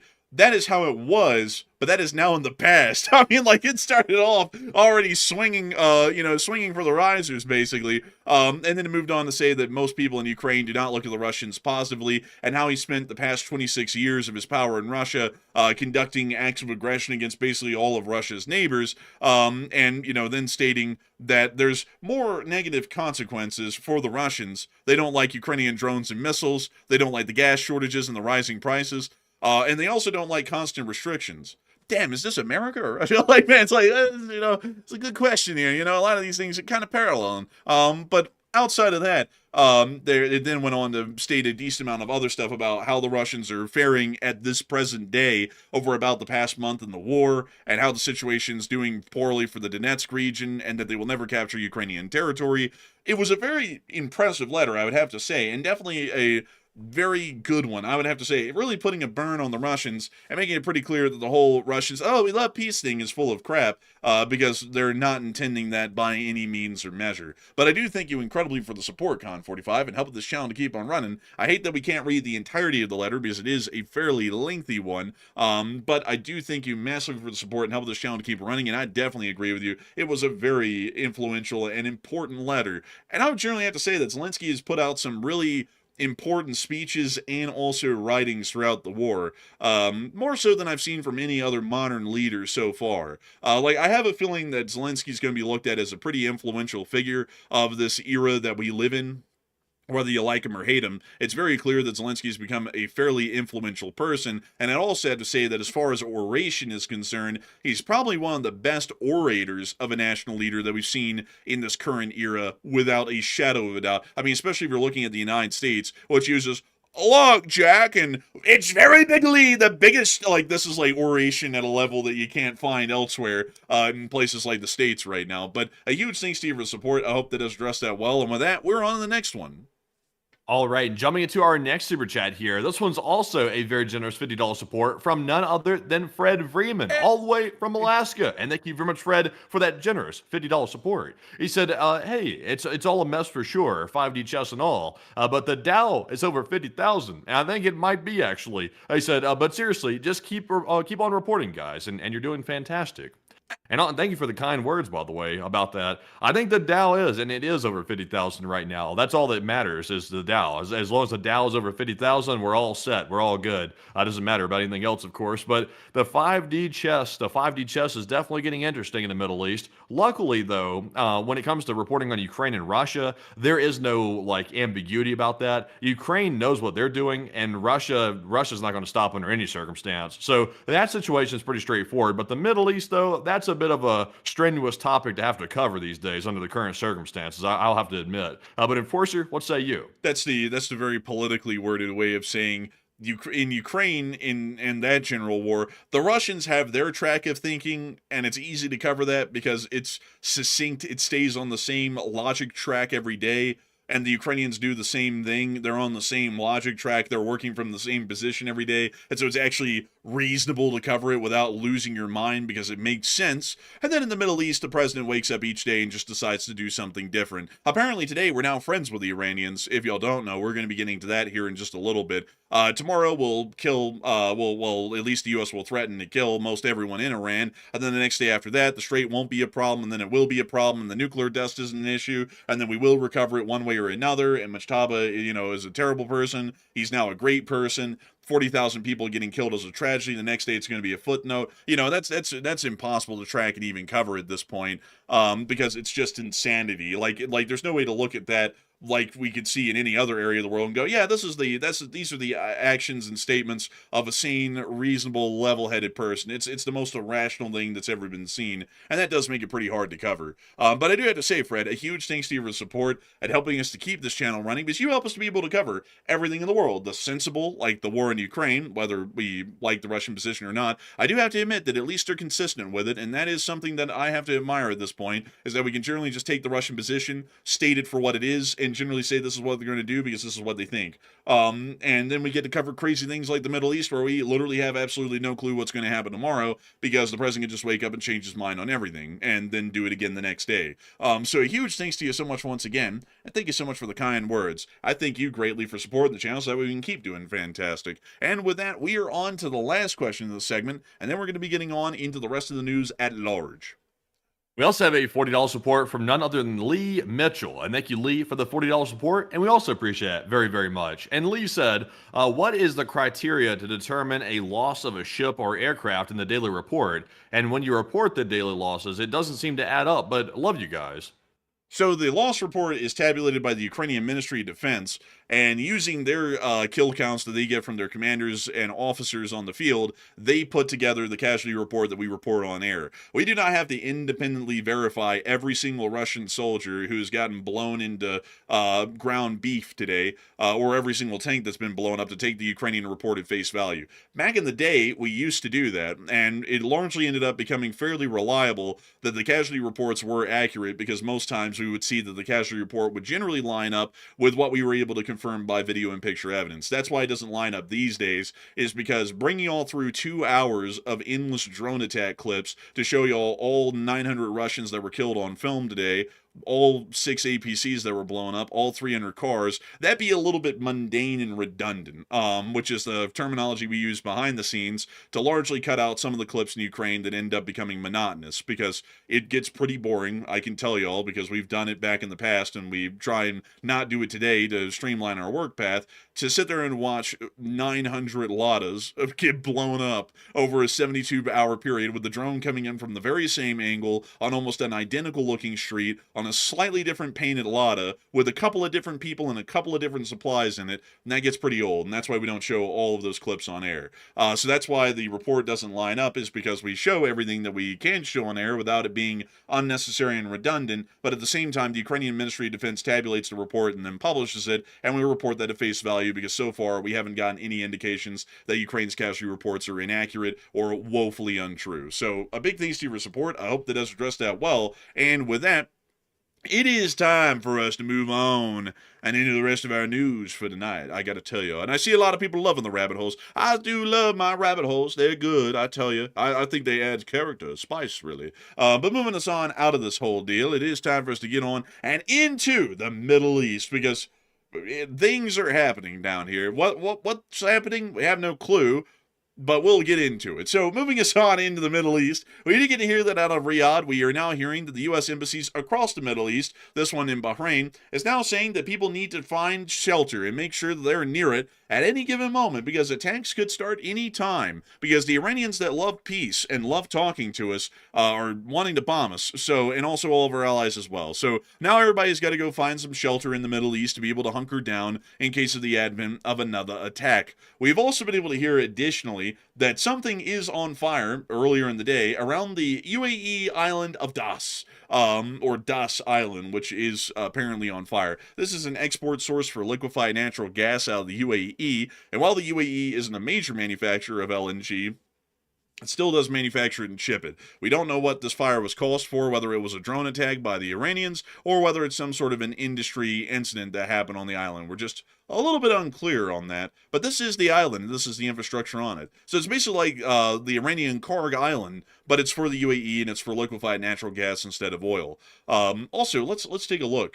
Any street view? There's no street view here. Is this like a closed city or something? There's reviews on the stuff. They have a mall mart. A mall mart? What the hell? A mall mart. And this sounds almost too close to another name that's out there. Mall mart. It could be flip the M. What do you have? You have it set to M for Mumbo. Well, you should have it set to W for Wumbo. Man, that's when you get the cease and desist right there. When you flip that letter around to the front, the cease and desists come in strong. Oh, damn, look at that.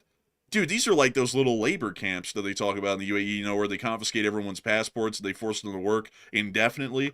Like, that's that. Look at that. It's like endless dorms in the hundreds. That is something right there. That's insane. And look, there's more. Oh my God, there's a million of these. Oh my God, they've got this place strapped with workers. This is literally all there is on this island outside of the stores. That is insane. You know what, folks? I've never seen one of these, like, on satellite. I've never really gone out of my way to go find one, and I just found one just out of the blue here. If y'all don't know, folks, by the way, something that goes on with the UAE, to give y'all a little bit of an interesting fact about this that's interesting, is that the UAE has this kind of a running deal that's caused a great deal of controversy around the world, where they import a lot of third world labor. So they bring in a whole bunch of people from India, Pakistan, and other countries like that, and once they arrive, some of the people involved confiscate their passports, and they're basically stuck in the UAE working indefinitely for very little to non-existent pay. And also the companies that employ them, quote unquote, also deduct from their pay for every single expense of food, housing, and whatnot. So they end up basically breaking even at the end of every day, meaning they're basically working for free, and they end up getting stuck in the UAE indefinitely. And these little dorms right here, if you ever go around and look online, these are the ones that you'll find in most of these working camps in the UAE that basically keep their whole country running. A lot of people have looked at this as a human rights concern and human rights violations because it's very much getting towards the line of slave labor, although, some people have argued that it's not, and these people are here willingly and whatnot. But, it seems as though they're fairly closed off to the public and no one really gets to talk to them a whole lot, which has made it a point of controversy and interest to a lot of people around the world. But anyways, moving on out of Das Island and that interesting rabbit hole I didn't even know we were going to be getting into, we've also been able to see that the United States Air Force today, folks, is working hard in indeterminate and classified locations in the Middle East to keep the people of the region safe and to support American interests. We have to keep in mind, everybody, that American forces operate under a great veil of secrecy. You'll never know where they are, and you'll never know where they went, because they are more than capable and competent due to our amazing military intelligence services and the CIA and other sources to make sure to keep their locations undisclosed and to keep the U.S. military's operations on the day-to-day an enigma.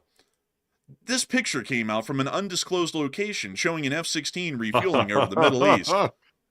I wonder what that Palm Lake Island thing could be down there. It's not like there's been a million documentaries on what that is or where it's located or anything like that. I'm glad they didn't disclose the location. This could have violated OPSEC. I mean, thank God, man, they didn't disclose the location. I mean, geez Louise, folks. Imagine if they put out the location. I mean, you might figure out that this was actually near to Riyadh in Saudi Arabia or something. There's a lot of these, actually, Matthew, that naturally form on the coastlines of the Middle East. Like, there's these just weird palm-shaped islands naturally forming, very common occurrence. Millions of them, really.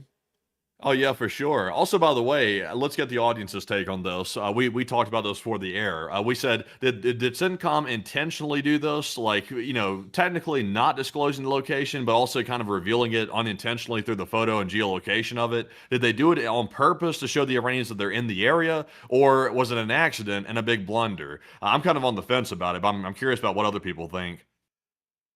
I'd have to say that, in my opinion, I think they actually did this unintentionally. I think, because a lot of people always say, and I have to remind everyone here, that, the military is really, competent. They know what they're doing. And I have to say that that's true for the most part, but also I do have to say, folks, that there are some people in the military who don't really do that good at geography and also noticing significant landmarks. They probably looked at this and went, looks good enough, and they didn't realize that they're literally photographing Dubai in the picture. So clearly OPSEC violation if you're putting out this picture and saying that it's an undisclosed location, it's easily identifiable, this is Dubai. And then they just put it out and went, oh, well, do we have permission to put the location? No. And they probably may have not known the location either when they published this, and so they just put undisclosed location on it because the photograph poster didn't know where this was or where the picture was taken, so they just put it out like that. That might be the case. Maybe.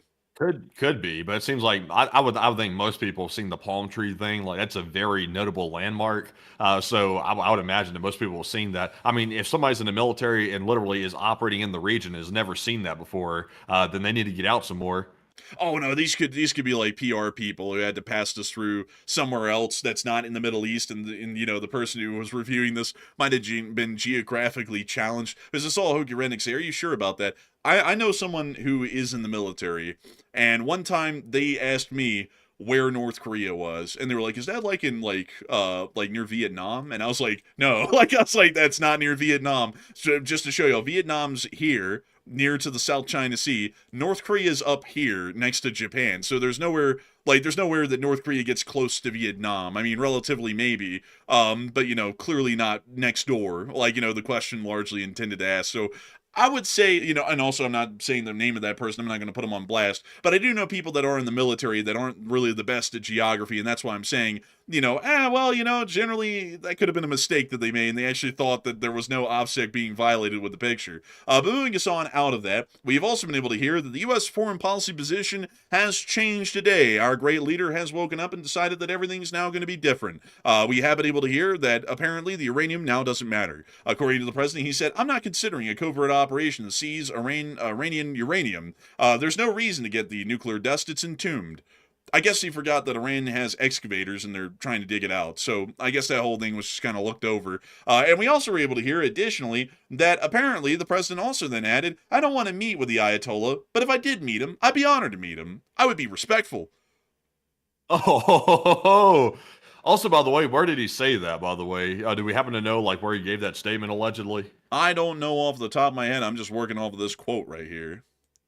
Honestly, like, if this was said, because I haven't seen the video where he actually said it directly yet. It's just coming right here from this quote. I would assume it's probably an accurate quote based on what open source intel put out. But I mean, since when does the United States want to meet with a terrorist? It's like the dude, literally the U.S. officials proclaim that guy to be a terrorist.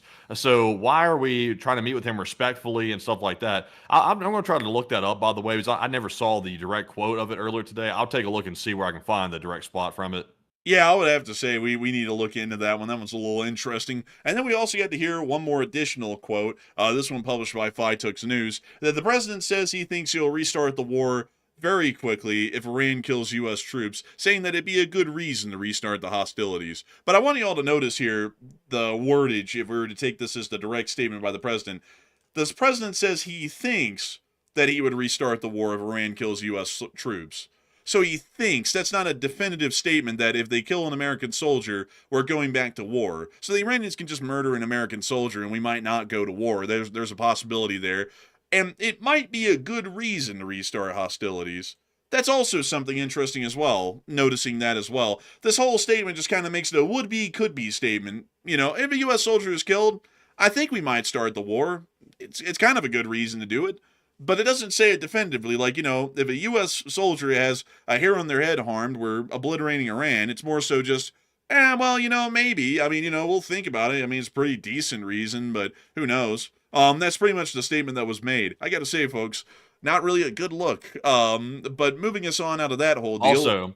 Also, by the way, apparently I'm seeing here that CNBC was also reporting that statement right there that allegedly the president said on Thursday, which is today, that he would be honored to meet the Iranian Supreme Leader Ayatollah Mojtaba Khamenei. So it appears to be that, at least according to CNBC, that he did say that. He also said, if we make a deal, it's possible I would meet. I'd be okay with that. And he went on to add, in some circles, Mojtaba has a very good reputation, actually. Al Qaeda or something.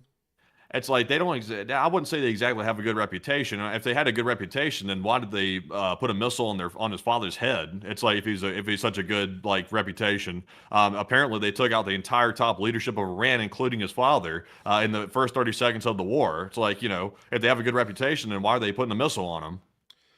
Man, I'm not going to lie. The statements are just absolutely BS at this point from the U.S. It's unbelievable. Also, additionally, in the midst of all this today, there was a humongous airlift that was still being conducted by the United States into the area. This is a montage of the day's events on Flight Radar 24, showing the airlifts going in and out of the region, which is showing that some sort of supplies are still being shifted into the area, or they're being removed. We're not sure which, but there was a large airlift going on today. We also were able to additionally see that CNN got a hold of some pictures of the laundry room fire that happened on the Gerald R. Ford. And I want to show you this here really quickly because this is a very important one, actually, because we had heard from the Navy, at least initially, that the laundry room fire wasn't that big of a deal. It was moderate damage, nothing too bad. And then we started to hear rumors that it was pretty bad and apparently burned out the berthing rooms of about 500 sailors near to the bow of the ship. This is the Gerald R. Ford, by the way, in case you're all wondering why was the picture pulled up. That's the Gerald R. Ford, the ship in question. And CNN actually got some pictures from the inside of the ship today, I'm guessing after we returned to the Norfolk Naval Shipyard, and we got to see what actually happened in the ship. That's what the inside of the burnout area looks like, which is suggesting to me that the fire burned a lot more voraciously than we ever had actually been led to believe by CENTCOM and even rumors that had come out about the fire that happened on board the ship. Yeah, it looks a lot worse than they were saying right there. Honestly, it's kind of hard to take CENTCOM's word for anything at this point. Pretty much literally anything. I was gonna say on some things they can be trusted, but honestly, I don't trust a single thing they're putting out anymore. Yeah, I would say I don't really trust much of it at all. Also, I saw someone say, how long was it underway? Well, it's the longest, I think, deployment that's been had since 1964. It was some 300 something days. And also, on top of that, we were told that this fire was a small laundry room fire, at least by CENTCOM, that had kind of burned a little bit, but they got it under control really quickly, and there was really no damage, and the ship was fine, and it was going to be remaining operational. Reminder to everybody that after they made that announcement, the Gerald R. Ford had to steam out of the theater largely to Suda Bay right outside of Chania and Crete to undergo emergency repairs, which were also downplayed a lot as well by CENTCOM, and then it went back into the theater and operated in the region for a couple of weeks longer, really actually about 2 months longer after the fire, and we have been told some rumors that the fire was a lot worse, that it had burned through berthing decks of the ship where the crew sleeps, and we also heard that crew members were having to apparently sleep in the mess hall of the ship on the tables because they had no sleeping berths to be in, and also they had lost all of their personal effects in the fire because they were not recoverable because the fire was blazing so badly. And all of that stuff was rumors largely at the time. We didn't have any confirmation of that. But these pictures are showing that quite a significant amount of the ship was burned clean through, at least at the bow, and most of the ship had been heavily damaged as a result of the fire. It also brings up the question as to whether or not this was an actual laundry room fire or if something else had happened instead, but we're not entirely sure if there's any Wasn't veracity to those claims. Wasn't there some rumors that, and once again, I want to emphasize these are rumors. I'm not saying this is a fact, so take it as you will, with a grain of salt. But I remember hearing some rumors from unverified sources, with a big caveat there, that maybe some sailor intentionally started a fire inside of the laundry room of that ship because they weren't wanting to stay on deployment. So maybe that was what was up with it. Of course, we don't know for a fact that that's the case, but I mean, it seems like it could be at least plausible somewhat. Yeah, I mean, it's definitely plausible. The Navy also launched an investigation into that. It's probably been sealed now if there was anyone found to be responsible for it, because they wouldn't want that to get out that some guy literally started to burn down the carrier because he was tired of being on it. But the ship had been out for a record amount of time when the fire had happened, so it's not out of the question that a disgruntled sailor may have actually started this fire, but who's to say? But moving us on out of that bit of news, we do have a lot of people right now talking about the U.S. ultimatum that was maybe delivered to Iran. And I want to make it clear, folks, that this came out from an Israeli news source today. And I have to say, folks, that Israeli news sources have burned down their credibility faster than the Gerald R. Ford burned at sea. So I'm not really taking a lot of what they say at face value exactly, so I didn't put it on the map. But an Israeli source today from the Israeli media stated that the U.S. called up Iran and told them basically the following: either they can agree to a deal or the bombing starts again. And a lot of people are wondering, is that true at all? And also what the U.S. is going to be doing here in the future. And so, Matthew, what are people thinking about that right now? And what are you thinking about that as well? Okay, so through the grapevine, apparently the U.S. officials have issued an ultimatum to Iran to make a deal or get struck soon. So this came in addition to the story we heard today that the U.S. sent out warnings to the embassies in the Middle East, pretty much across the entirety of the Middle East, to get ready for possible hostilities to restart with Iran once again. So will the U.S. follow through? Are they about to actually do something for once? 45% said no, the USA will only act defensively, while 26% said yes, the U.S. will act preemptively, and 18% said Iran will be the first one to strike soon. And I would say this: I think Iran has already struck. I think they struck today. I think the explosion we just heard, apparently right off the coast of the Omani area, that could either be an Iranian strike or it could be a U.S. Strike. More likely than not, it would probably be an Iranian strike, if I'm being perfectly honest, but we can't rule out the idea that it could have been maybe a U.S. strike, but that's a lot less likely. So there was also another event that happened earlier today as well that apparently There was a massive fire recorded at the UAE's main LNG export terminal today as well, which I'm sure we'll get to here in just a minute. There was a lot of fire signatures coming off of that island, off the United Arab Emirates. So I think Iran could already be attacking, possibly. So I'm with the 18%. But Enforcer, what say you? I think at this point, the Iranians are actually trying to start the war, and I think that they might be trying to strike right now on Oman. I would also believe that as well. So I'd actually be with the 18%. I think the Iranians are going to strike first soon, as in right now, and the U.S. is probably still going to do nothing in response at the moment. So I would say generally the U.S. is just going to ignore most everything that Iran does from this point on and just pretend like everything's honky-dory and that they love Iran and they love the supreme leader and all that sort of stuff. And what a weak position, folks. I mean, really, I mean, that's like going into World War II, and then FDR just like a year in goes, I actually like Hideki Tojo in Japan, and I like Mussolini and Hitler too. Why not? It's like, why the hell would you do that? It's like we're at war with these people. They're a mortal enemy, a literal historical enemy of the United States, have been for 50 years. So now we went from they've been talking about killing Americans for 50 years to now we actually like the guy who's been talking about killing Americans for 50 years, and now we want to be friends with him. Like, come on. I mean, what kind of stupid hokey pokey business is that? That's just stupid as hell. It's ridiculous. But anyways, moving us on out of that, we've also been able to hear in the meantime today that apparently Netanyahu wants to get back to war, and the Americans said he just doesn't know when to stop. But according to Axios, for whatever this can be taken credit for, two senior U.S. officials said the president wants to end the war, but Netanyahu wants to resume it, with one official saying, sometimes Bibi doesn't know when to stop. Well, I would say that that's pretty true. I mean, regardless whether they got a point or not right now, the Israelis seem to have a hard time stopping, like they always seem to really kind of look for the next one before the first one ends. So maybe there's some credibility to that. In the meantime, Israel did strike some targets inside of southern Lebanon, near to the area of Nabatea and also Al-Fawqa, which is a very hard thing to say without it sounding like a curse word. We've also been able to hear as well that Hezbollah has stated, we have not committed to anyone not to resist aggression and respond to the enemy's attacks. As long as the aggression continues, we will confront it with all of our strength and hit them where we choose and can. As long as our villages are not safe and are being bombed and destroyed and our people are being killed, the settlements will not be safe, and we will confront them with our coverage and determination. And that was according to Secretary General of Hezbollah, Naim Qasem. So Hezbollah stated they haven't agreed to squat, and they're going to continue firing back at the Israelis for the indefinite future. In the meantime, Iran also warned Israel that if they continue to try and bomb Lebanon, the Iranians will start to respond against those sorts of attacks, according to the IRGC. And we also were able to hear the IAEA stated today for Iran to fully cooperate, explain the fate of its enriched uranium after last year's bombings, and allow the resumption of full inspections, which the Iranians are going to refuse wholeheartedly on all three of those. But the IAEA is still trying to give it their best shot. So that is the news out of the Middle East for today. Thank the Lord it's not that long. What about the news about the explosion on the UAE though? The explosion on the UAE, I don't have anything on that. I go to the likes tab. That's a big one right there. There was that on Das Island. Yeah, that one. I think so. We already covered that like 20 minutes ago.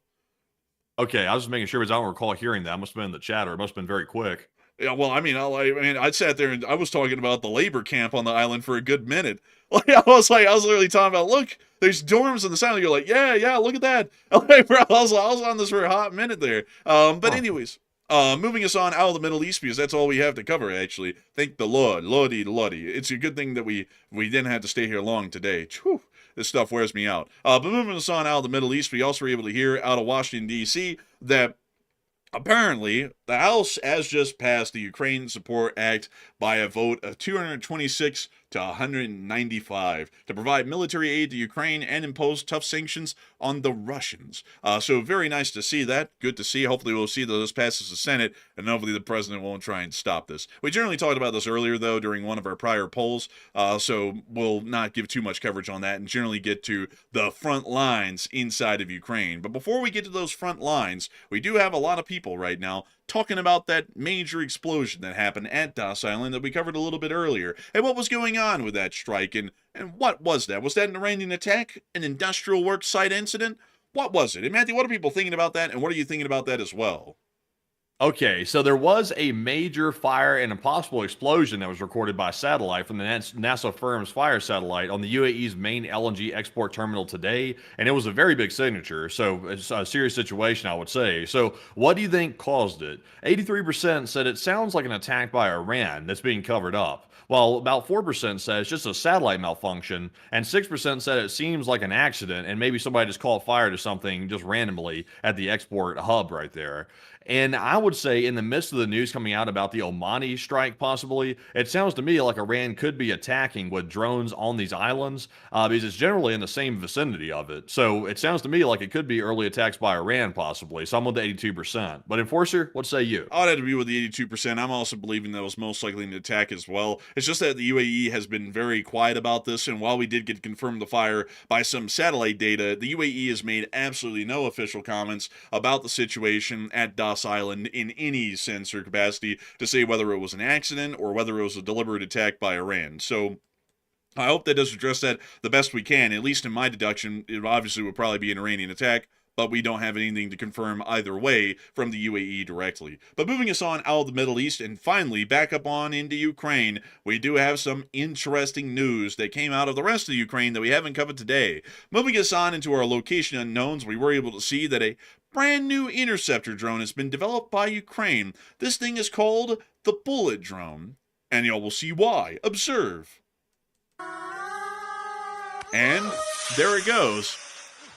Oh, wow. What's it have, like a little mini rocket motor on it or something? Yeah, it's got like a little Estes rocket on it. Isn't that neat? That is pretty neat. How are they guiding it when the rocket takes off? I don't really know, actually. I think it's just kind of staying stable just by default, kind of like a normal rocket would, because of its stabilizers. But pretty interesting to see that. Interesting. Yeah, I'll be curious to know how they're guiding it because it has to be able to correct course mid-flight, like when it's rocketing up like that to hit something or intercept it. So I'd be curious to know. That'd be pretty advanced to figure that out. Oh, well, the rocket just helps it to get up into the air. It's not like the rocket isn't propelling it all the way to its target. It just helps it to get some acceleration and altitude fast. But then afterwards, the drone's motors actually take over and then fly it to the rest of the way to its target. So it operates like a normal drone outside of the launch where it's rocket propelled. Aha, well, I see. Yeez. And moving us on into our next bit of location unknown news, we also were able to see this very beautiful clip of the Russians making their way to the front. It's gorgeous. Oh, we're gonna have to mute that. But we can see this guy flipping a wheelie back here. And the Russians are just vibing and think. Oh my gosh. Man, straight into the side of that car right there. It's almost like he didn't see it the whole time. Man, he did not see it at all. Look at that. I mean, this guy saw it like at the last second somehow. Look at that. What a tragedy. Damn, and he just snagged it too. Like out of the whole road, he could have hit anything, but he hit the huge car sitting around the side of the road. Man, Blood might want to pay more attention next time he's driving. Distracted driving is an issue for the Russians, even when they don't have anything in front of them to distract them. We also got to see the Russian casualty report over the past 24 hours, and ole mole, three Bobcats. 3 Bobcats. That's a very nice catch for a single day, I must say. 3 of them. Tell us more, though. Tell us about the rest. And over the course of the past 24 hours, Mr. DC Keeper of the Record stated that 396 supply trucks ranks as the 6th highest daily loss. The troop loss for the 7-day average rises to 1,319, and drones are back over 2,000. 14 ground robotic complexes were also destroyed, which is tied for the 2nd highest loss, but sadly is not shown on this infographic. And over the course of the past 24 hours, we have been able to see that 1,300 Russian soldiers have been wounded and killed, along with 3 APCs, 396 supply trucks, 4 main battle tanks, 75 artillery pieces, 2,111 drones, 4 MLRSs, and 3 Bobcat skid steers. All in all, a very impressive day and a great thing to see. And to show you all why some of these special equipment numbers are starting to remain fairly high, we have seen that the supply routes to Mariupol and to Crimea are still getting slammed at this moment. We can actually see more fuel trucks getting hit on the M14 highway and still burning in massive infernos after they've been hit. The supply situation has become critical within this area, and fuel shortages are now the norm throughout most of the southern front. Do you think this is going to set them back? Man, I think it's not only going to set them back, this is going to affect the trout population. I think it's going to affect the population of everything. Hell, it could affect the population of Crimea with all those Russians down there possibly. Because if you can't get basic supplies like gasoline, food, they might be able to still get water, but you can't get anything else though. It's becoming a very, very not so savory vacation spot, it sounds like. I mean, the fuel lines down in Crimea, they're stretched for quite long. This Russian film it and showed to all of us to see great national tragedy live on camera. He's saying, by the way, he just said at the very beginning of this video that this line goes on for 3 kilometers, which is about 2 miles or 2.2 miles. So there is a 2.2 mile long line for these people to get some gas. Because this is basically the last gas station open in this area. И вот люди идут туда еще километра 3. Идем выберем, кому подарим мы талон. Oh, he's got the coupon. He's got the little coupon, man. Go back. Go back. Also, Silence says yapper up too. He's just yapping like a fiend. Look at that thing. He's got the car wash coupon. He's got his 20. Also, by the way, that does not guarantee you fuel. Like I found that out today. That's just simply a card that says you're entitled to some gasoline, but that doesn't guarantee that you're actually going to get it. You could pull up and try to present that card, and they're like, "Oh, sorry, you're out of luck," and then that's the end of it. Oh, I think we're all out, Bliat. Man, that would suck, dude, if you waited in line for like 6 hours and then you get up there, sorry, we're out of gas. It's like, what? It's like, what do you mean you're out of gas? Man, that's unbelievable. He keeps on going. Я уже прошел, я не знаю, сколько времени. Yapping as he walks. Расстояние много прошел. Но кого выбрать, не знаю.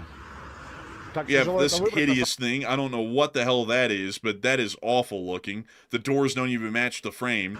Так тяжело это выбрать, на самом деле, я вам скажу. Вот с детьми стоит в очереди. Она с детьми стоит в очереди. Здравствуйте. А у вас много топлива?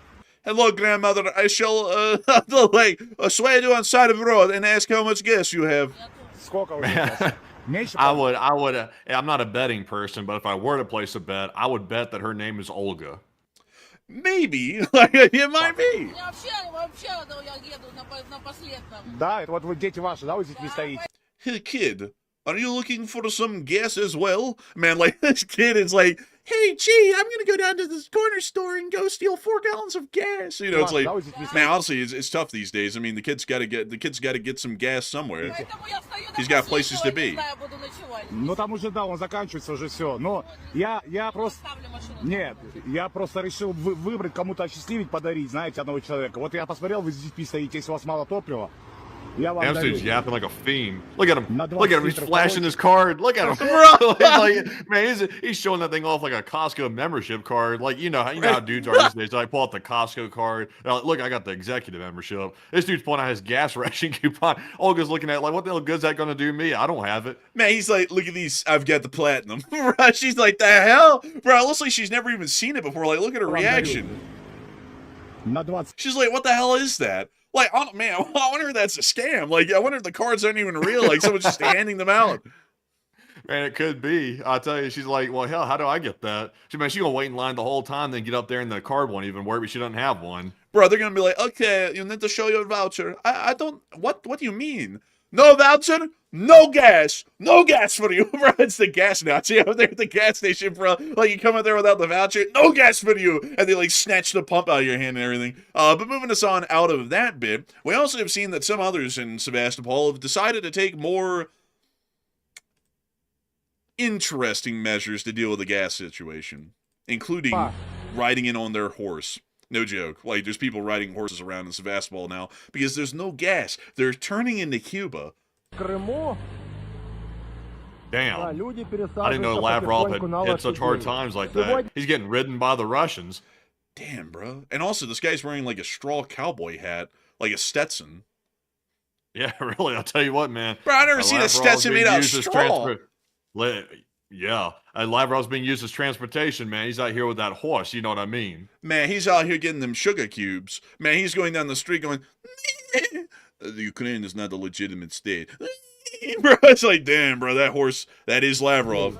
Сегодня, скоро, говорят, все будем так ездить, он кричат. Сегодня город Судак. That is rather insanity, honestly. But moving us on out of that bit of news in the Sevastopol area showing the fuel shortage is still not getting better, we also get to see that apparently a ship might possibly be on fire in Luhansk. This was a picture, actually, sorry, Mariupol, correction. It says that there was an explosion in Luhansk, but there appears to be a possible fire down at the docks in Mariupol, which might be another Russian support ship that's been hit. The Ukrainians had already hit a couple of Russian cargo ships at the port of Berdyansk, and it looks like they might now be hitting the cargo terminal up here at Mariupol, which is right here. So we'll hopefully get some more information on that tomorrow, but at the moment, all we can confirm is that there has been an explosion and a fire on the port area of Mariupol, but beyond that, we don't have the exact information as to what is burning. Moving us on out of that news and on into the inner areas of Donetsk and Luhansk, Ukrainians have also been conducting some attacks in the area around the city of Donetsk, which led to the air defenses being activated. Let us listen. There's a little bit of air defense fire. Very quiet clip, though. I said let us listen, and there's no sound. There's a little. And some of y'all would be wondering, well, what did they do? Well, they blew up a substation in Donetsk for one. The power went off in most of the city as a result of the explosion. Sounds like somebody is rich enough to have a generator in these parts. Man, they must be the wealthiest person in all of the Donbass. We also got to see that further on up as well, the Ukrainians were also hitting and striking Russian logistics today on the highway to Orlivka. We can see that fire right here. Oh, I about ran the man over. Man, absolute chaos out here.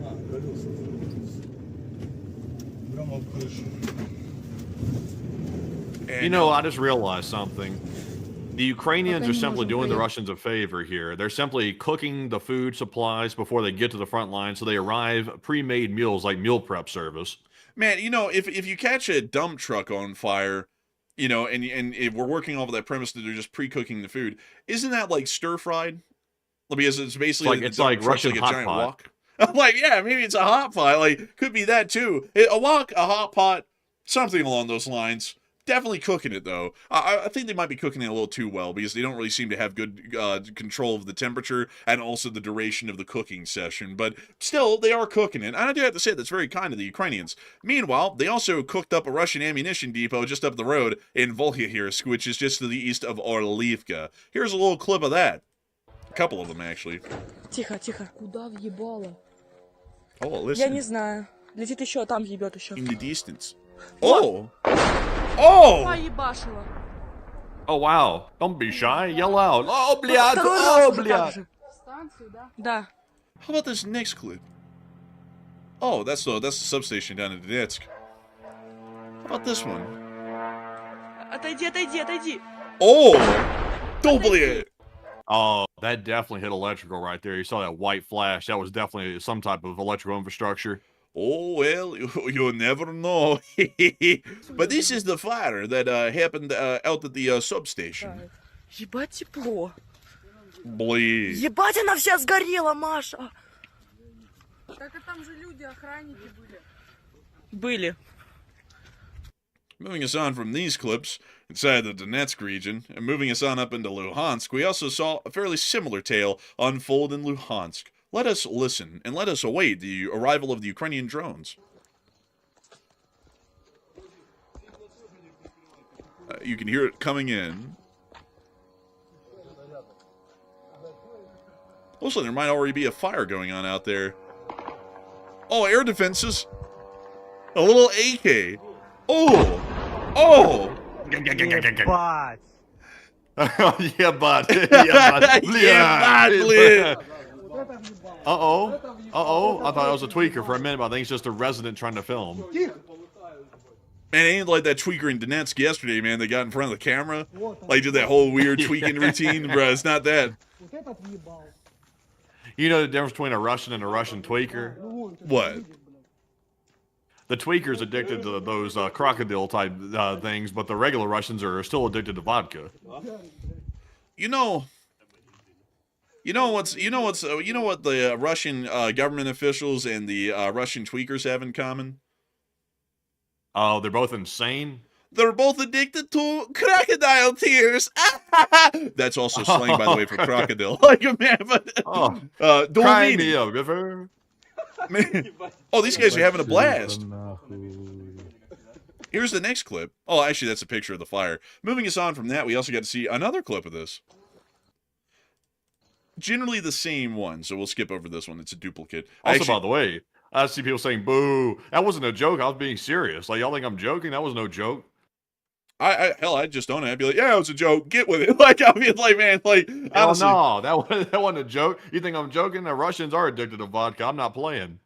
I mean, they're also addicted to crocodile as well. I mean, really, they have a lot of vices in Russia, and also, folks, I don't know if y'all have been able to hear, but the venereal diseases seem to be actually a pretty bad problem statistically in Russia. I don't know if many of y'all have heard of that before, but it's a pretty bad issue there. But moving us on into the Severonsky Forest, we also get to see the Ukrainians in the 53rd Mechanized Brigade taking their time, not taking out some Russian forces in this area. There's one of them hiding in the basement. Now they're going to take him out of the basement. When you see them taking out this dirt bike, this trench, these basements, these buildings, this Russian who's hiding right near the mouse cursor, wiping out a house, doing some demolition work.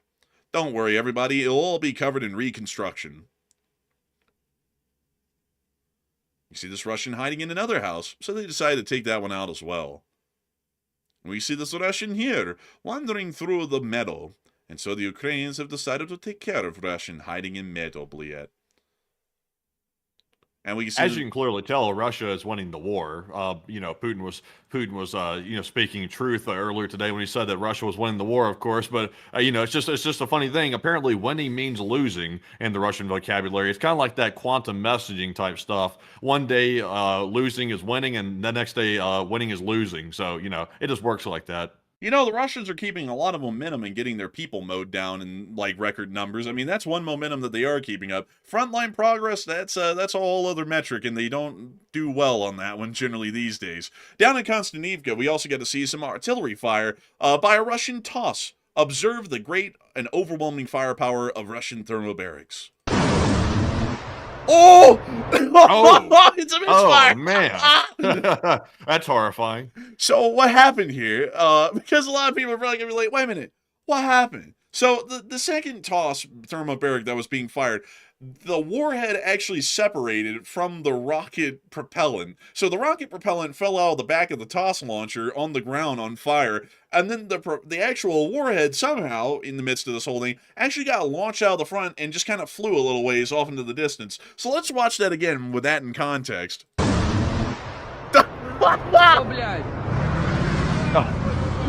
Bro, he pointed at it. He's like, look, bro. It's like, trust me, I'm sure everybody in the area just crapped their pants when they saw that. They definitely saw it. And now you can see the propellant on fire behind the TOS, and the operator's freaking out trying to get away from it. Damn, that's a mess. You just look behind him and the apocalypse is going down. Bro, they didn't even stow the launcher. They're literally moving it in the firing configuration. Like, they're supposed to pack everything up before they move. And this guy already is revving the engine. He's going... Meanwhile, the crew starts to panic that was standing over here while he's literally driving through the inferno to try and get away with it. With live rockets, mind you, still on the launcher. Oh, it is burned. Listen to it. It's crackling. Oh, my God. Oh, bro, and then they're all running to the command MTLB, trying to hop on it and get the hell out of there. The guy's still driving the thing? Yeah, he's still trying to get it out of there, I guess. And now they're on the way to their command. Oh, it's finally dying out.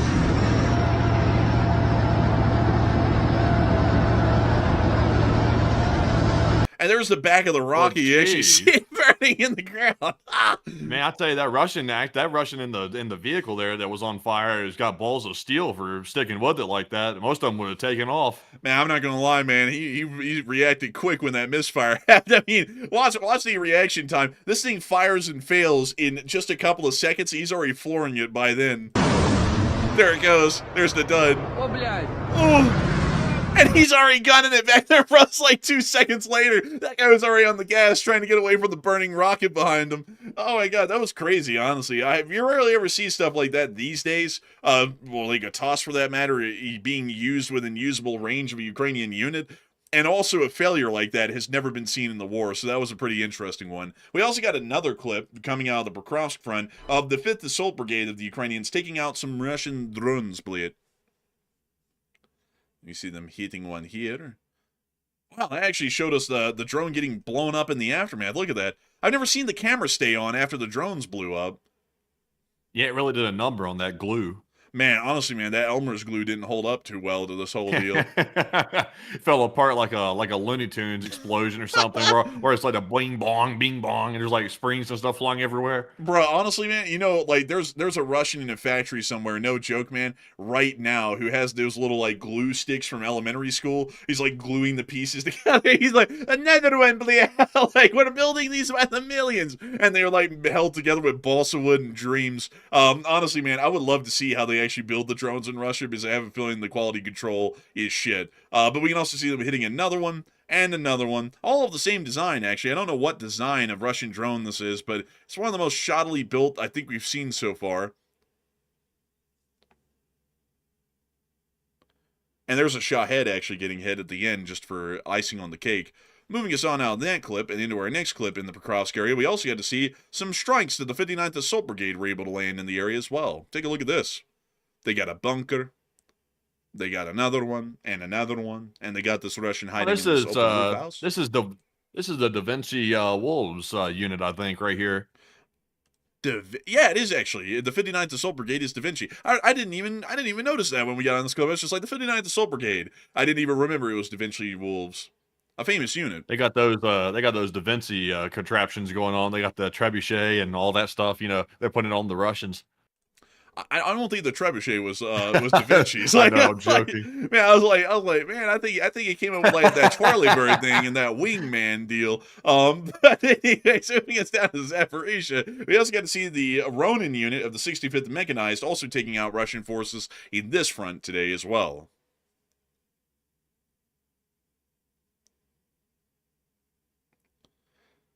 I gotta say, the front's looking rather bleak these days, but the Ukrainians keep it bright and sunny with their disposition. Oh, there goes the Russian vehicle. Cup cage and all. Man, the Russians' future's so bright they had to wear glasses. Man, honestly, man. Not sunglasses. you know, you get it. It was so dim they had to wear glasses to see the light because the light was barely visible. You know what I mean? Oh, I thought the joke was my future's so bright I had to wear shades. Yeah, I know. I'm doing the reverse of the joke.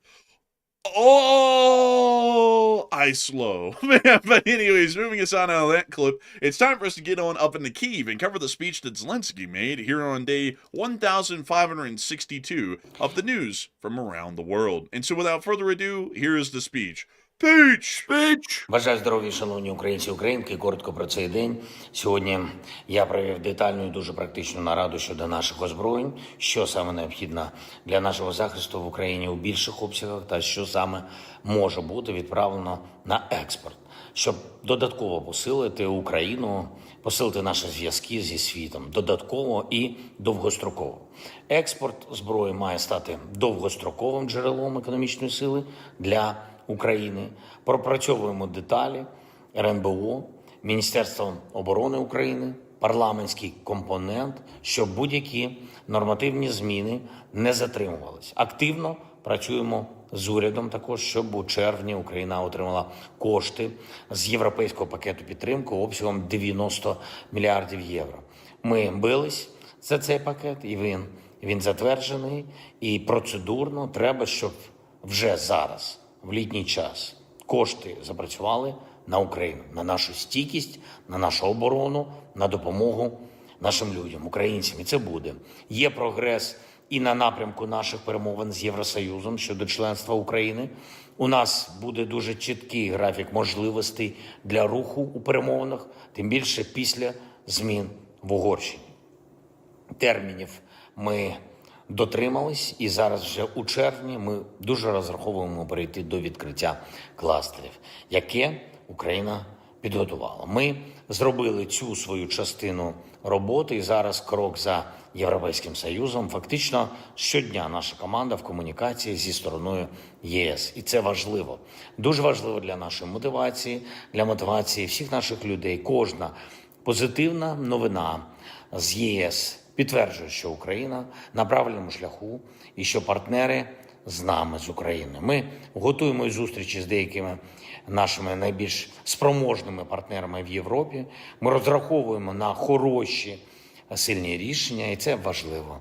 Пріоритети наші абсолютно чіткі: ППО для України, санкції проти Росії за війну, наші спільні з партнерами виробництва зброї, політична взаємодія та реальна підтримка для українців, які проходять через цю повномасштабну війну. Українці мають відчувати, що наша держава не одна в своєму захисті, і ми це забезпечуємо. Зв'язки зі світом – одна з основ нашої оборони. Те, що значно посилює українську незалежність. Я дякую всім, я дякую кожному, хто з нами, хто з Україною.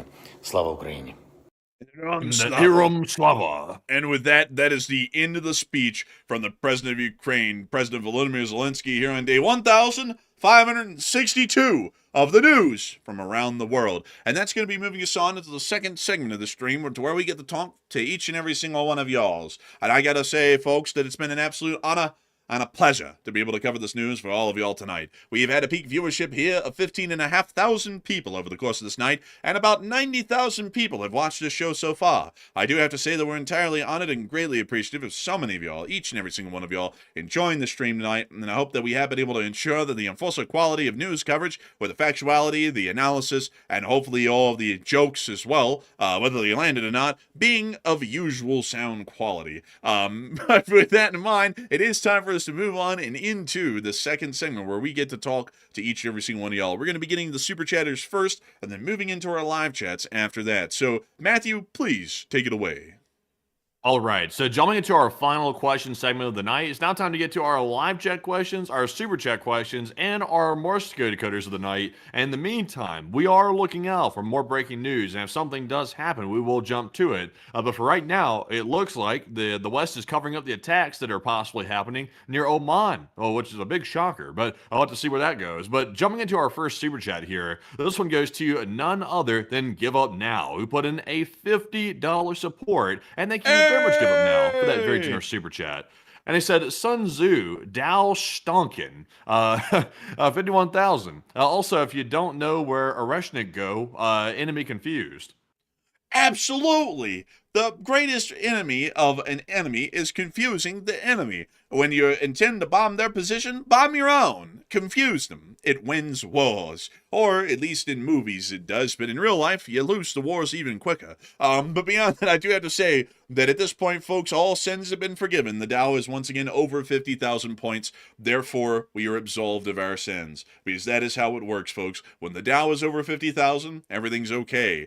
Officer, I know I was going 100 in a school zone, but it's the Dow's over 50,000. Therefore, it's all right. You know, you sit there, folks, you end up, like crossing into Cuba on a speedboat. It's okay, Cuban Coast Guard. It's all right. I can be here. The Dow's over 50,000. Everything's okay.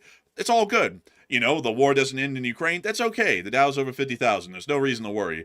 Everyone's running out of oil and there's a critical fuel shortage. Hey, that's all right. The Dow is over 50,000 points. Who in the world could ever ask for better? Matthew, could you ever think of any other better reason to excuse everything rather than the Dow being over 50,000 points? Honestly, that excuses pretty much most things right there, actually. Caught insider trading? Don't worry. The Dow's over 50,000. Everybody gets their fair share. Let's see here. Plot twist, they don't. But yeah, there's plenty of things, by the way, folks, that if the Dow's over 50,000, it's like a get out of jail free card. All you have to say is that. It's funny, though, that the woman that said that no longer holds her job anymore. So apparently, the Dow being over 50,000 didn't save her job. Well, you see, the Dow went below 50,000, and then her sins were so grievous they couldn't be forgiven. But once it went, if she had just survived that period, once it had gone back over 50,000, I mean, everything would have been fine. I mean, she would have kept her job, everything would be okay. I mean, you could do whatever you want. I mean, you could. Here's something to think of, folks. When the Dow is over 50,000 points, you could go to the Washington Monument with a couple of like toilet plungers and climb the side of the thing, and it would be completely forgiven. Nobody would arrest you, nobody would do anything because the Dow's over 50,000 points, of course. I mean, like that clearly just makes sense. Like when the Dow is over 50,000, everything is excusable. Everything's okay. And that's how it just works. So I hope that does address that the best I can. And a big thanks to you for your support and helping this channel to keep on running. Because if it wasn't for folks like you, Give Up Now, we wouldn't be able to keep this channel running, and we wouldn't be able to make it through all of these ebbs and flows, and the trials and tribulations of the Dow, which can sometimes go below 50,000. And so a big thanks to you so much once again. I hope that does address that incredibly well. And with that, it's time for us to move on and into the next one. All right. So, you know what kills me? Like what really hurts me is when I hear people say, "Oh, if the stock market's doing good, the American people are doing good." Here's the stats: only about 58% of U.S. adults actually own stock in America. The rest of the people don't, because the reality of the situation is most people can't afford to own stock because most people are struggling to even make ends meet right now, much less save money or even invest it in stocks. So that's always a bit of a strange statistic to throw out there about people owning stock. But jumping into our next super. Also, like a question on that.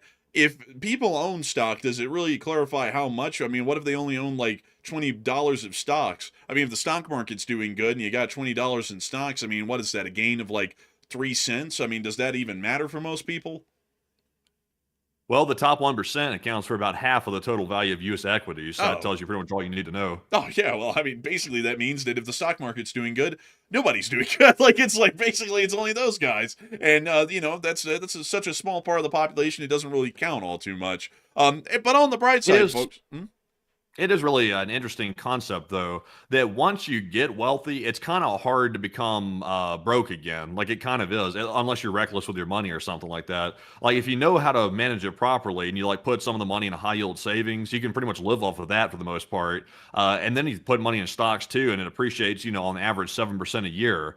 You pretty much never have to work again, and your family, for the most part, won't ever have to work again if you amass enough wealth in one generation. But, if someone's reckless, though, like, for example, unfortunately, a lot of people that win the lottery, they'll go out and spend this massive amount of money. Like, let's say they won like $20 million or something like that. They'll go out and just blow the 20 million in the first like 6 months, and then they're broke again. It's like, there's like certain ways, like really it's all about managing your money properly. But I will say this though, if the salaries aren't keeping up with inflation, then there's no way to get ahead. Like, that's the problem with the whole line of thinking. And most people earning an average salary are simply using it to live. They're not using it to save. That's true. That's definitely true. But it's something else that I'm thinking of here about this whole stock thing. If you have a lot of stock, does that mean that it's in stock? And if you don't have a lot of stock, does that mean it's out of stock? Like, what does that mean? You're talking like a bull or a bear? No, I'm talking about a bull run. Oh, a bull run's what you want. You just don't want to be at the bottom of that because you get crushed. How about an old-fashioned rug pull?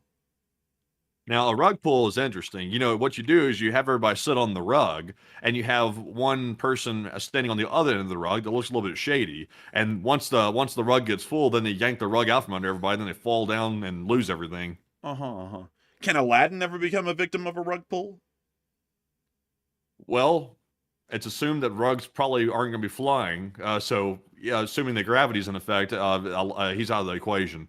Do you think we could trade gravity as a possible commodity?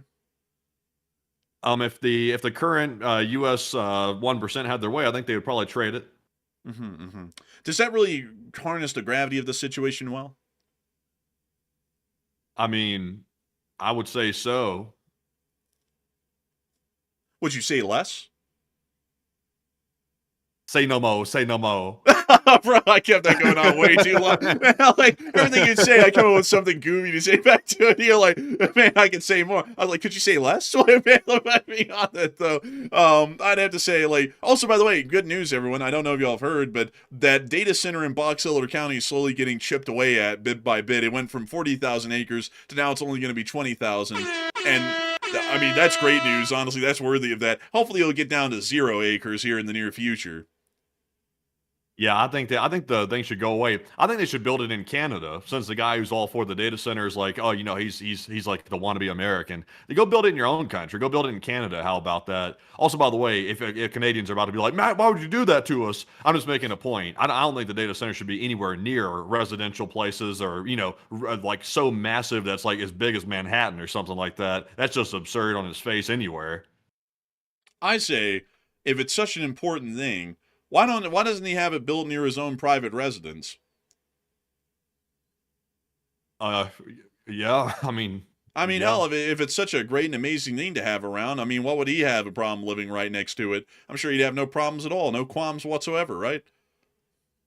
Yeah, you know what they say, man. You know what they say. They call them pillagers. That's what they call them. You know, like there's villagers and then there's pillagers. I feel like we have a lot of pillagers running around these days. Like they're wanting to take and not give back to a large degree, so that way they can stack up watches and cars. Yeah, nice Rolexes and stuff, and then go on some stupid television show. Oh man, sit there and talk about these products and act like they're philanthropists and really caring about folks. Like when you think about it, folks, I'm gonna put out a hot take here. Shark Tank is like a whole like bullshit gig. Like it's a whole bunch of people who are rich that will beat you to hell with the ladder that they climbed up on, pretending like they actually care about people at the bottom. I mean, it's like, do they really?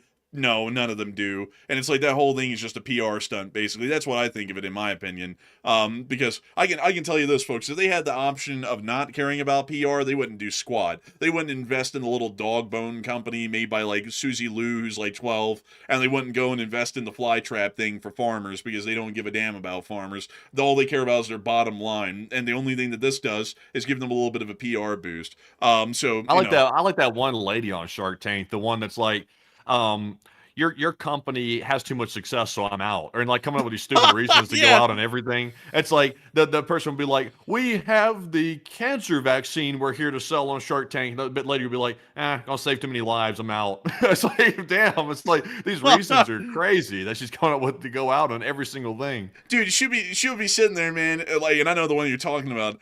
She'll be sitting there and listening to someone, and they're like, "Okay, so we just made this product, and we put it out on like TikTok, and it's basically like a thing that stops your dog's farts from smelling, and we've like sold $11 million worth of units, and we basically don't even need a factory to make these. We can just make them in our backyard for like an hour or two, so there's basically no overhead." I should be like, yeah, your shirt's red. I don't like that, so I'm out. Like, bro, it's like, what? What do you mean? It's like, you're like, and then on top of that, there's the other guy on there who used to be on there a good bit, and he'd be like, my father, he was a janitor, he would sweep warehouses.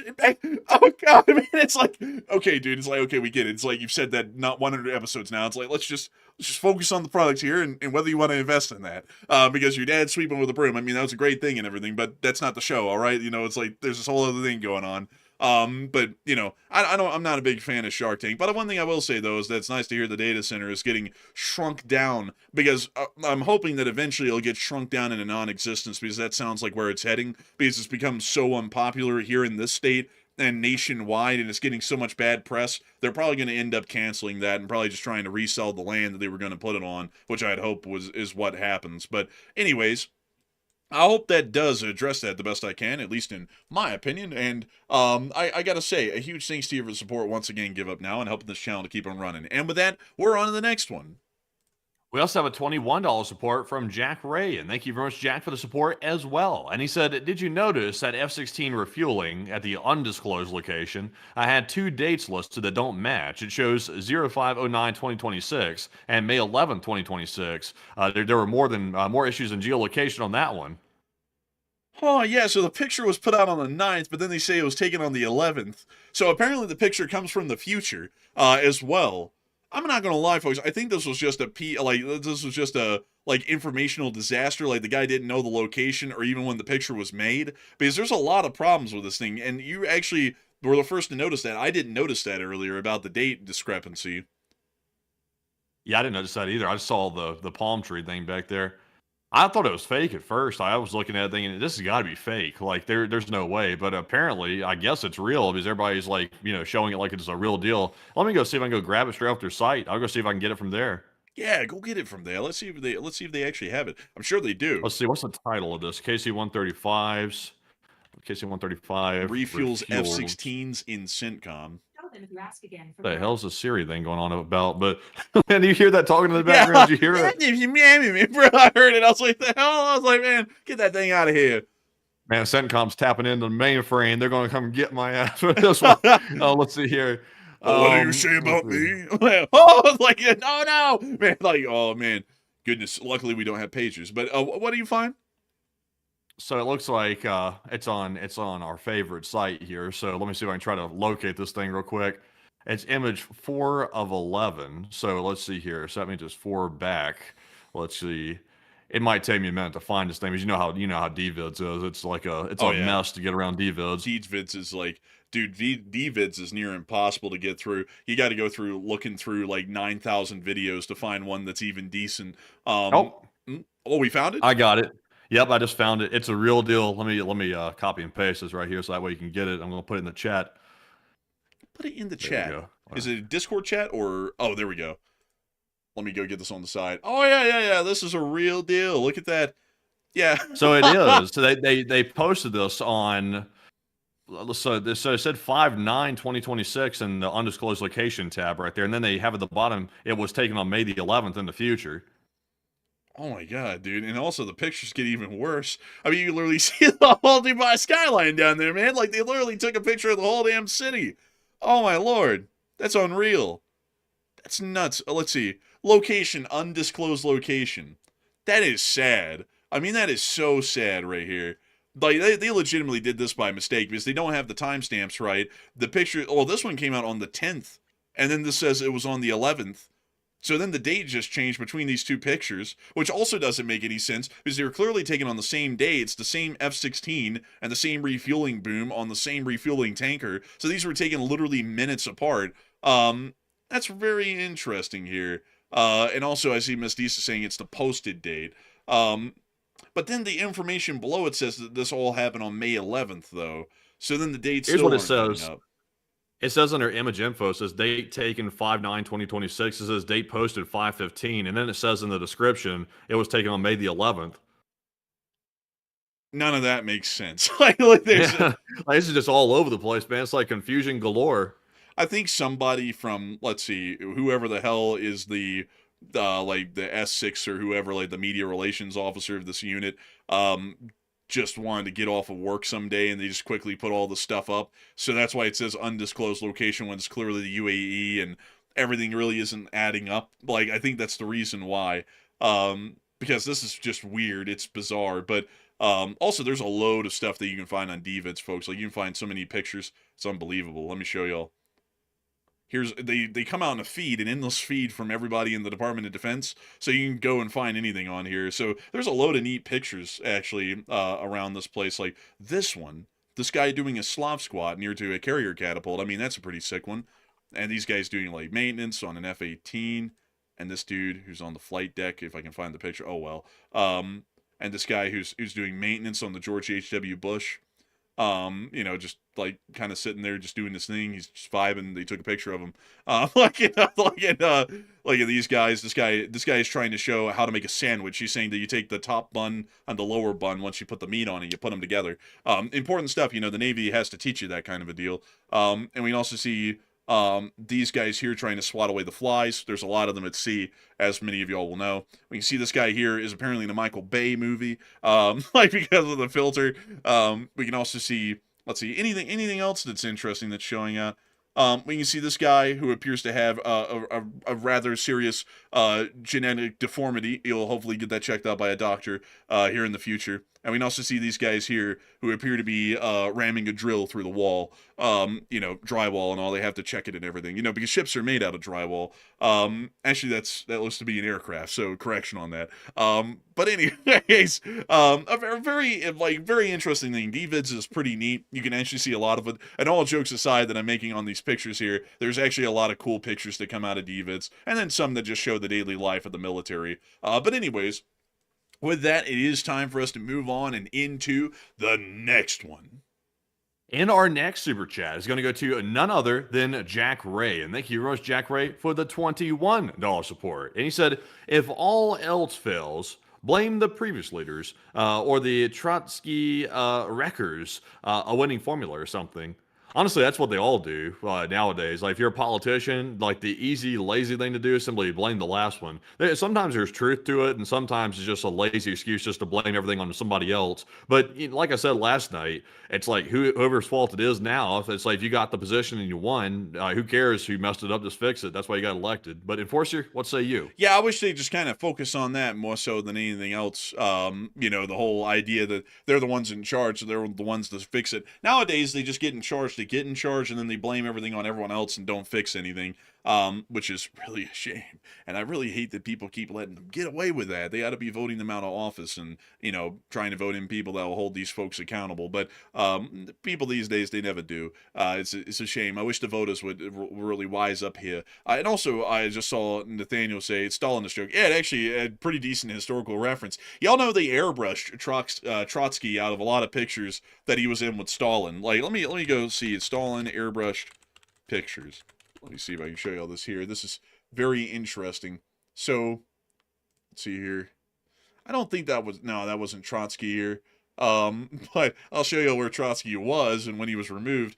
This was another Soviet official that ended up getting purged, and they literally airbrushed him out of the pictures when they would republish him, to make sure that nobody even knew that he existed. He basically just got wiped from memory. And this is also a really good one as well. This is, I believe, I forgot who this guy, I think that's not Trotsky. And there was a couple of other officials. And slowly over the years, as Stalin was in charge, they slowly got purged one by one until they cut down the picture to just be Stalin. Because every other guy in the picture ended up getting purged by him. Pretty crazy stuff that happened back then during Stalin's time. It was a time of great fear, because if you ever spoke out against Stalin, he would make sure to have the entire weight of the government put against you to silence you, or try and put you off in some place where no one will be able to hear you scream. Very interesting sort of a thing. Remember that, folks. People who do that generally aren't good people. But beyond that, though, I do have to say a big thanks to you for support, and I'd have to agree. I wish that they wouldn't blame the last administration each and every time a new administration comes in charge, and they just try tackling... Be from Florida. Oh, what happened? What happened? Our OBS disconnected for a minute. I don't know what's going on. What the hell? Okay, so we're back. We're good. So we're back now. I guess we're back in business. I'm sure we'll see at least 2 or 3 people say we never left. I never left. But our next one here goes to Opie from Florida. And thank you very much, Opie, for that $20 support. And we do appreciate that. And Opie said, loving the logistics angle here. And the Smash 2000L looks like a solid FPV counter for Marines. Wendover Productions has a great vid on the oil trade side of things. I know you guys were confused the other day on it. And LLT, LSA. We were confused on it? I don't remember being confused on it. I wasn't confused. I knew exactly what I was saying. I was on the money. I would say Wendover, though, is a really good channel. Like, I've watched a good amount of his videos before, because they're high quality and solid. But I don't think we've been confused on the oil situation lately. But I do thank you for the recommend, and we'll definitely go check that out. And I also got to say that, let me go look at the Smash 2000L. I've heard a lot of Marines say wood smash. Maybe they're talking about that. So let's see. It's a. They're definitely not talking about that. Oh, I bet they are. I mean, Marines are stand-up, very family-friendly people. But here it is. It looks to be it's that new optic. That's what it is. It's the new optic that actually gives them firing solutions in real time to be able to try and shoot down the incoming drones. We have heard about this for a while now. It's been out for a couple of months, and we kind of covered it briefly back in the day and relayed. That's pretty interesting. Hopefully that would help. And it probably would in most situations. But I have a feeling that a shotgun would still be better to just issue in every squad and basically just have the anti-drone gunner with this optic on the shotgun, so that way it's even more effective. And hopefully maybe even give them a belt-fed shotgun. That'd be kind of neat. So I hope that does address it the best I can. And a big thanks to you for your support, Opie from Florida, and helping this channel to keep on running. Because if it wasn't for folks like you, we wouldn't be able to make this thing possible, and we wouldn't be able to keep it rolling. And with that, we're on to the next one. And this one goes to Agaruso. And thank you very much, Agaruso, for that $20 support. We do appreciate that. He said, I have a great charity for the war effort, and thanks for being a fantastic source of news. And he mentions one right here. Also, by the way, we did actually get that video, that one of the rocket firing at the very beginning. I think they sent that to us because they enjoyed the channel, I think. Yeah, they actually did. It was free. Like, Sideman Rocket is a pretty cool group, and I thank you so much for the support and shouting them out. And we do know about them. They basically get a free plug every night at the beginning of our intro, because their watermark is on that video every single night that we show and have shown for years. But a huge thanks to you for the support and reminding everyone of SidemanRocket.com. And with that, we're on to the next one. We also have a $14 support from not Pedro Pascal, and we do appreciate that. He said, you two work great together, and there's nobody else on YouTube doing what you guys do. And thank you, by the way. He said, if Belarus can't help, who else would step in for Russia? Could it be North Korea again? Oh, that's a good question right there. I would say that North Korea can only do so much. I think North Korea has pretty much done as much as they can back in the Battle of Kursk, and that's kind of why we haven't seen them involved a lot more since then, is because that was going all out, and they got gassed out pretty quick by the Ukrainians in the defensive on Kursk. So I would say there really isn't anyone that can directly help Russia at this point. Belarus doesn't really have a lot to help with. Neither does North Korea. So Russia's kind of on an island on their own right now. China helps them a little bit, but I don't ever think that China's ever going to directly help them openly and with a humongous amount of support. They're going to keep it on the lower key level like they are right now and providing drones and other things to where they can have some plausible deniability most of the time at least. But a big thanks to you for support and helping this channel to keep it running. And also thank you so much for the kind words and enjoying our show and also saying that no one else does it like we do. We try our best every day to make sure that it's a good show and that it's presentable and that it's high quality. And I gotta say that if it wasn't for folks like you who went out of their way to support this channel and help it to keep running, we wouldn't be able to make this thing a possibility and a reality every single day. So a huge thanks to you so much once again, and we're on to the next one. And our next one goes to none other than Scarface. And thank you very much, Scarface, for the $10 support. He said, we should be fully supporting Ukraine and working with them to train our troops in drone warfare. And imagine what they could have done with the funds spent on this war in Iran and LSA. I would agree. I would say that we definitely need to be working with the Ukrainians. They have the best and most fleshed out drone warfare doctrine in the world, and it's the most effective one right now. And there would be a lot to gain and a lot to learn from the cooperation with the Ukrainians, and they also have a lot to gain as well in what we can give them. So it would be a very mutual sort of cooperation. And so a huge thanks to you for the support and helping this channel to keep it running, and I hope that does address that incredibly well. And with that, we're on to the next one. We also have a 10 from Big Ron, and thank you, Big Ron, as well. He said, supposedly, Iran told Pakistan to tell the Secretary of State last week that they already have a nuke and are getting ready to test it. Any truth to that? And what do you think? You know, I'm seeing a lot of people say that Iran must have a nuke because that's why the U.S. is suddenly waffling and getting so scared and not willing to attack again. I think that's trying to find a method to the madness. So people are trying to attribute something like that to explain what's happening. I don't think it's that, me personally. I don't think so. I think it's just simply the U.S. is scared to act because they're not really sure if they have enough support in the Congress for the war. And I think they're just kind of gotten in a quagmire and aren't sure how to get out of it. But Enforcer, what say you? I would have to agree. I think it's largely just trying to find an explanation as to why the whole thing stopped. The reality is that it stopped because the current guy in charge is very indecisive and doesn't really know at all what he's doing in reality in foreign policy.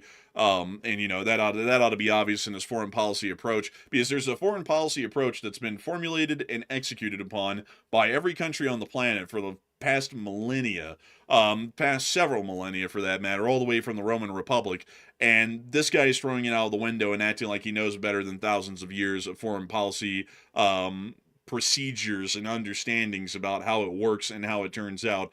And because of that, because of how the war went in Iran and all the other failings that have been seen so far, I think the war largely fizzled to a stop because they had no clue where to go. And by the time that they had figured out that they were kind of lost with what they were supposed to be doing, we had already ended up in a pretty bad situation by then. And now we're kind of stuck in a limbo of we're in a bad spot because we screwed up, but we don't really know how to fix the screw up or where to go from here. So they're just stalling to try and hope that someday the whole thing will sort itself out when it never will. So I hope that does address that the best I can, at least in my opinion, but that's generally what I'm thinking right now. So huge thanks to you so much once again, and we're on to the next one. And our next super chat here is going to go to none other than Give Up Now Yet Again, who put in a 10 and said, the settlements will never be safe. So you're saying that there's a chance? Maybe. I mean, maybe they are saying that there's a chance. I'm not sure. Maybe someday. Maybe someday. So I hope that does address that the best I can, and a big thanks to you for support. And with that, we're on to the next one. We also have a 10 from Raphael Saya, and Raphael said LOT LSA, and please take one from the chat.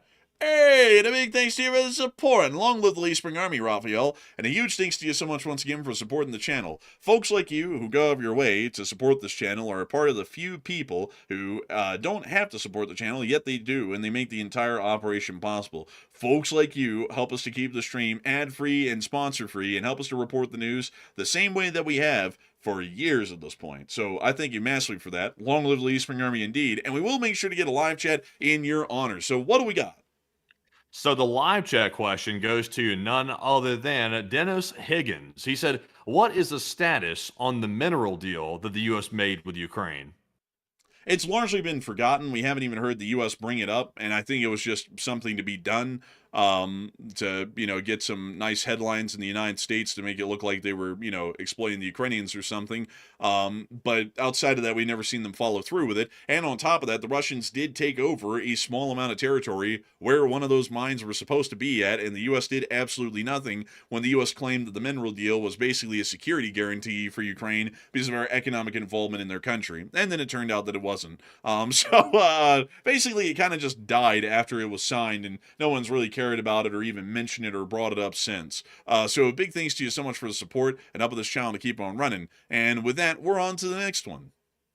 Also, a big shout to a channel legend. It is Jose Diaz with a $20 support, by the way. And we do appreciate you very much, Jose, for always being here on the channel and being a viewer. And he threw in a super sticker of the YouTube hippopotamus creature saying victory, which is something that not even Putin can say. So the hippo is one step ahead, I guess you could say. But Enforcer, what say you? That hippo must be Ukraine, the way they winning. But beyond that, I have to say a humongous thanks to you for the incredible support, Jose Diaz. And a huge thanks to you for being an old guard and a channel legend and being here with us tonight and enjoying this channel. Folks like you make this thing a reality. And while you didn't throw in a comment, you are helping us to say a lot of comments live on air. Every single thing that we say on air would not be possible if it wasn't for the amazing folks in the Lee Spring Army who went out of their way to support this channel each and every single day. And so I've got to say a humongous thanks to you so much once again for the support and helping this channel to keep on running, because if it wasn't for folks like you who have been around for years and are still around today, we wouldn't be able to make this thing a reality. So huge thanks to you so much once again, and we're on to the next one.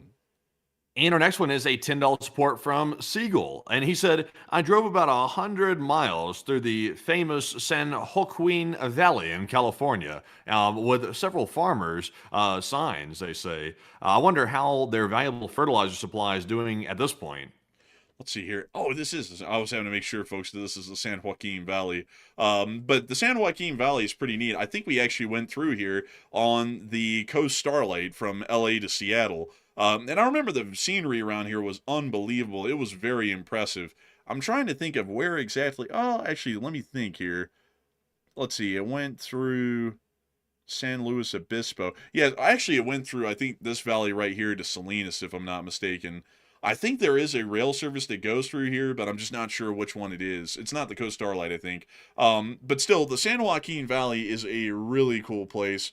And I would have to say, maybe it might be doing well. It might not be doing well for them fertilizer-wise, but generally, California is definitely an interesting place. I have to say, a place of natural beauty, to be sure. A lot of people these days talk about California as a political sort of thing. It's always in the political arguments these days. But I think a lot of those people who talk about California that way, they've never been there, because while it is expensive, and I will have to say that there are some problems with the state, like every other state has, it is unbelievably beautiful. There's stuff in California that you just can't see elsewhere. Let me see here quickly, folks.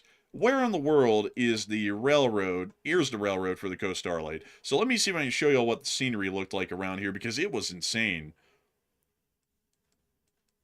Well, this doesn't Holy moly, wow, look, it's a field. Wow, like, damn. I see trees of green. Red roses too, man. Oh, man, let's see here. Where in the world? Oh, the Pinnacles National Park. I've never heard of this national park. Knuckle. Oh my God. It's got pinnacles. Oh my Pinnacle. goodness. A pinnacle? Yeah, pinnacle. A pinnacle? Damn, these Look at things these are rocks. huge. Look how small those people are next to them. Man, those people are small right there. Look at how they are right there, right there. Damn. You know what's even greater, folks, is that we'll be able to see more grizzly bears thanks to a new legislation that's been passed. I don't know if you've heard about this, Matthew, but today it's been decided that instead of a grizzly bear needing 2,500 acres of land each, they only get 1 acre of land each now, according to the government. That's the suitable amount of land that a grizzly bear needs for its territory, is 1 acre. So, in other words, the Grizzlies are going to get a lot more aggressive, probably would be my guess. yeah, people are going to be running into them a lot more. They have a lot less land to live on. You know, they're going to be fighting with people a lot more and getting a way more aggressive. People are going to have to run into them a great deal. Yeah, basically, you know, all the worst case results of, you know, you could just leave them alone and let them do their thing in the national forests and the national parks. Nah, we got to go log all that. So now they're going to be probably migrating into populated areas or, you know, mauling some lumbermen out there in the woods. So, you know, that'll be an interesting one. But beyond that, though, let's see here. How do the Grizzlies own more land than I own? Like, I don't have an acre. Man, honestly, man, that's kind of real. I mean, I don't have an acre either. But, you know, hey, folks, you know, it is what it is these days. Them grizzly bears have got to give up their lands in the name of American progress. I'll think of them a hectare. You know what? I say if the data center could get 40,000 acres, why can't the bears? Yeah, really. What the hell even is a hectare? How many acres is that? How big is a hectare? It is 107,000 square feet. So that's like a Walmart, basically. Wow. So how many acres is it? Let's see here. So a hectare is equivalent to 2.47 acres. So it's not that much bigger. You know, hectare? No, it's hectare. I think it's spelled with like a Hectare. No, man, it's Hector. Hector's a big ass dude. Like he eats a lot. Like he's like 2.47 acres. Like, man, Hector, man, what's he doing out there? How many acres did you say it was? Like in all seriousness, 2.47. 2.47. So I guess if you have a hectare, that's a pretty decent thing. I mean, that's not too bad. I mean, you know, these days you had to be loaded for that. But we also have the Sierra National Forest. Look at that. The redwoods. Look at that, the beauty of it. You know, I would like to go to California one day and actually get to wander around a little bit. It would be a really cool thing to get to do that. Look at this. This is the Goat Meadow Snow Play area. I never heard of that snow play. Man, I've heard of many things with the thing playing it, but I never heard of snow play. Like, that's a new one. Oh, yeah, I'll tell you, that's crazy work right there. Honey, we need to spice things up in bed. Have you heard about that snow play? Bro, what the hell? Honestly, man, that's what I was thinking, man. Like, I was like, damn, that's a wild sort of a thing. We can also see this giant water chute right here. Man, you know, California's running out of that water. Most everything out here is running out of that water. Like, look, you can actually see the reservoir line right there. Yeah, that's where it used to be. And that's where it is now. Running out of water everywhere. Kind of crazy, you know? But outside of that, though, California is a pretty neat place. I'd like to go there and take a wandering around one day. A serious wandering around and really see what California is actually like outside of LA.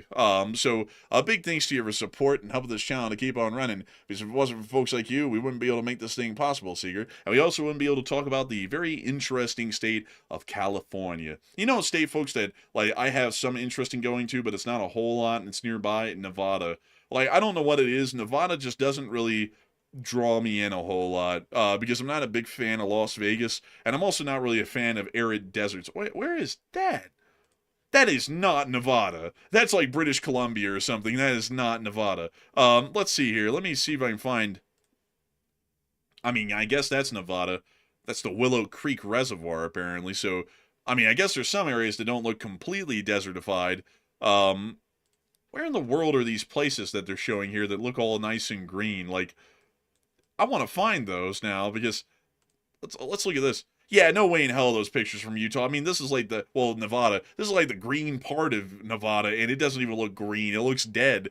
I just don't like deserts, folks. I don't know what it is, but they just don't appeal to me all too much. And so Nevada is probably one of the last places that I'm ever going to go out of my way to visit. I'd probably visit Idaho, Colorado, and Wyoming for sure before I ever end up going to Nevada or Arizona. And I'm not dissing on Arizona. I know a lot of people from here, from on the channel are from Arizona, but it's just, I'm not a big fan of like desert-like environments. And Utah is kind of like right on the very edge of that, but there's still a lot of like forests and greenery around the city of Salt Lake, which make it a lot more tolerable to me. I like forests. But a big thanks to you for the support once again. And we are on to the next one.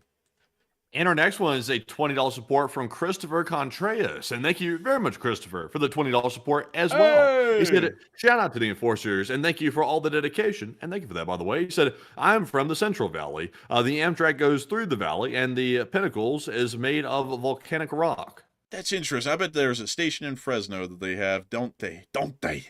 Let's see here. I need to find it, because if I can find it, I can find out what service goes through this city. Does Amtrak service Fresno? I'm pretty sure they would. I mean, like, why wouldn't they? And I kind of just went through the whole city there, and there's no railway service. It's bizarre, really bizarre.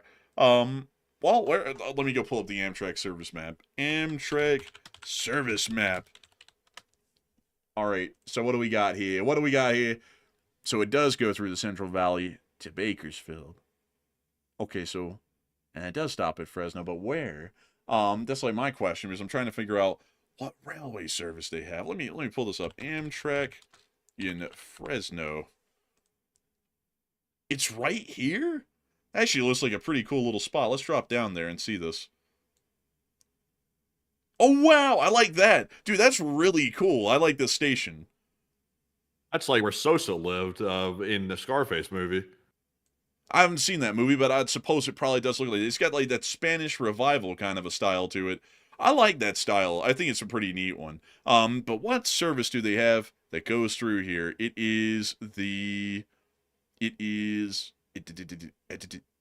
they say? It's Popular Time. I mean, that's for sure. But where's the train? Let me click on the actual station here, because that ought to give us the info. It is the Gold Runner and the Amtrak Thruway Connecting Service by bus, which I haven't heard a lot good about Amtrak buses. That's really interesting. It's pretty cool, actually, because I wasn't really sure if they went through here. I was like, that wouldn't really make a lot of sense if they didn't, because there's some big cities through the Central Valley area like Fresno and Bakersfield. But apparently it's the Gold Runner service, which I have never heard about, and it runs pretty regularly, actually, every 2 hours or so. And then during peak times, it runs like every 30 minutes or so. That's interesting, like neat, actually. So I'd have to say, an incredible, huge thanks to you for the support and sharing that with us. And also, on top of that, I'd also have to say a huge thanks to you for enjoying our dedication and grind that we do every single day here, because we try our best to keep this thing running on a regular schedule, 6 days a week, every single day, 7 days a week if necessary, to keep the news rolling and to keep the information flowing. And I hope that we do well at that, and I hope that it's high quality and that everybody still appreciates it massively, because we are very honored to know that a lot of people really do put a lot of stock and faith into our channel. Also, what does the Fresno City Hall look like? One more rabbit hole before we move on from here. Dude, this looks like the Salt Lake City Library, actually. Like, almost like the same design. I wonder how this one is during the day. Well, hopefully there's just not a lot of tweakers, like there's a load of them down at the Salt Lake City Library. I mean, a lot of them. I think the Salt Lake City Library, also, by the way, if y'all don't know what we're talking about, the library in Salt Lake City is fantastic, but they had a bit of a problem when we went there during the winter. Also, by the way, like, I sympathize. Like, if people are like having a hard time and it's like, something that's like temporarily homeless or something like that, I sympathize with that. But at the same time, though, they had a lot of tweakers hanging out in the Salt Lake City Library, which was kind of disappointing to see that, because you really can't go in there and feel like you don't have your guard up when you feel like you're having some people that might not be in their right state of mind lurking around you. It's kind of hard to put your guard down and have a good time in the place. But I think maybe that was just during the winter. They were trying to get them off the street, because obviously it's freezing at night, so that's dangerous to leave people outside during the freezing weather. But it was during the middle of the day when we were there. So I think they just did some renovations to it. So I wonder if they have the same problem going on or not. Well, I mean, like, I don't have an issue with homeless people, folks, but the thing about the Salt Lake City Public Library is that we went into the cooking section, and there was a guy in there who probably hadn't bathed in like 3 weeks. Like, his clothes were caked in dirt and his face was caked in dirt. He was like swinging his arms around and going, "Oh!" And I was like, okay, maybe, like, there's a problem here. Like, I was like, maybe a little bit. Like, the guy clearly didn't have any issues, rather than he was just, like, homeless and dirty, and apparently had some other things going on. And I was like, maybe this is for, like, somewhere else rather than a public library. That's why I'm saying. There was that one guy I was on one of the computers they had in there who was like, his head was moving from side to side too fast to be reading whatever was on the screen. It was like, this dude's either the fastest speed reader in the world, or he is on that like really good stuff, one or the other. And he was reading way too fast. I think he was just pretending like he was on the computer. You know, I'm looking at the reviews right here, sorting the newest ones. I'm not seeing the reviews that we saw during the winter, like when we first moved. I remember when all the newest reviews were like, the homeless people are overrunning the library. Like, they're all gone now. I don't see anyone complaining about that here. Wait, hang on. Yeah, I was also careful to scroll through here, by the way. It's careful because, you know. Let's see. This is so a month ago. This is an intriguing library and fairly nice, but when you walk around and enjoy it, you quickly find out this is where the homeless go to get out of the elements. That must have been during one of the colder times a month ago, but generally the library was really cool. It's just, you know, like the whole thing with that situation wasn't really the best. You know, it's like you kind of felt like you had to keep an eye out because, you know, someone might whip out a switchblade or something, you know, and I was like, man, I don't want to think that I'm back in Birmingham here, you know. But anyways, with that, I hope that does address that the best I can. And with that, we are on to the next one. And our next one is going to go to none other than Hokey Redneck. He threw in a $50 support. And we do appreciate it very much, Hokey. We do appreciate that, of course. Very generous support. He said, did you see the UP Big Boy and the NNW 611 getting ready for July 4th? Yes, I did. I did actually. I saw that they actually pulled out 611 and were pulling it around in Roanoke behind an SD60. So I thought, like, I don't know if they're going to be running it on the main line because it doesn't have all of the modern ATS equipment to be able to run on the main line, if I remember right. But hopefully it does. Hopefully they allow it in this one exception and give it some sort of a waiver or an exemption, because that would be really cool to see it at the horseshoe curve along with the big boy, considering that the 611, I think, is one of the most famous steam engines that runs over here, well, over there on the East Coast, next to Nickel Plate 765 and Paramarquette 1225, which are also really cool as well. I would love to see that they both have like a little meeting at Horseshoe Curve. The pictures coming out of that would be sick. And let me see if I can show y'all, folks, the big boy and its 250 scheme. Let's see, 250. Let me type that in. Because I have some pictures of it, but they don't really do it all too much justice. Here's actually one from Salt Lake City. Like, that's actually pretty cool. But there it was when it came through Salt Lake City. Actually, that's not the most recent time. That's a couple of years ago. Dang, they don't have a lot of pictures of it in the 250 paint scheme. Choo-choo. Huh? John said choo-choo. Man, it sounded like you just said choo-choo. Like that's how it sounded on the microphone. I was like, huh? I sound like one of the tweakers in the library doing that. I'm not gonna lie. Like when I heard it back in the reverb just then, I was like, man, it sounds like a tweaker. Yeah, bro. Like you just sitting there, man, I love cooking. Like, That's like doing the library, bro. I'm like, some of these tweakers, man. If you walk up to them, you're like, "Yeah, have you ever seen the trains?" They're like, "Yeah, I've seen the trains. They go down the track, they go, choo choo, it's going crazy and stuff." He'd be like, "Easy, pal, easy." They just had to start gunning it away from there. Have you seen the there was a video of like some like body cam footage of the police officer or something like that. They pulled this dude over that was clearly tweaking, like in his like Toyota little car or something like that. And he was sitting there and the cop was like, "Hey man, like you seem like you're driving a little bit crazy tonight. Are you good?" And the dude's eyes were bugging, like wide open and stuff like that. And the dude was like, "Yeah, man. Yeah. I'm fine, man. Why would you think something's wrong?" And the police officer's like, "I don't know, man. You seem like you're a little wired. You seem like you're a little on edge or something like that. Like, what's wrong with you?" He's like, "Oh, nothing. It was just a car. I was going down the road. I was going, I was trying to put it in reverse. I've seen that. I've seen that. Now you say that. I remember that. I've seen that one before. Dude, you know the one I love, though, is like the one where that guy was clearly blasted and he was like all over the road and speeding, and then the cop pulled him over. He's like, "Yeah, what can I do for you, officer?" And the officer was like, "I noticed you were speeding. Stop sign." Like, and he like started going off. Well, that dude wasn't even high, man. He was sober saying that. Really? Yeah, I think he was totally sober. I think they might have seen like possibly a beer can, maybe if I remember the story properly. But the dude was like, "Stop sign? What you mean a stop sign?" And the dude was like, "I didn't say anything about stop sign. Man, I didn't run over a stop sign." It's like, honestly, that caught the officer by surprise. He didn't know how to deal with that. The officer was like, the manual never said this.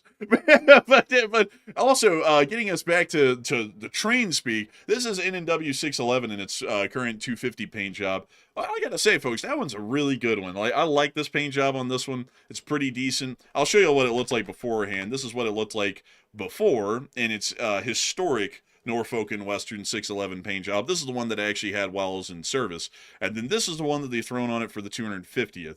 which I think is pretty cool. And also another one, like this one doesn't really get a lot of headlines like others get, but Scale Trains, I think, actually paid to get Southern 4501 in green again. And it's the first time it's been green in, I think, a couple of decades, if I'm not mistaken. It's been a while.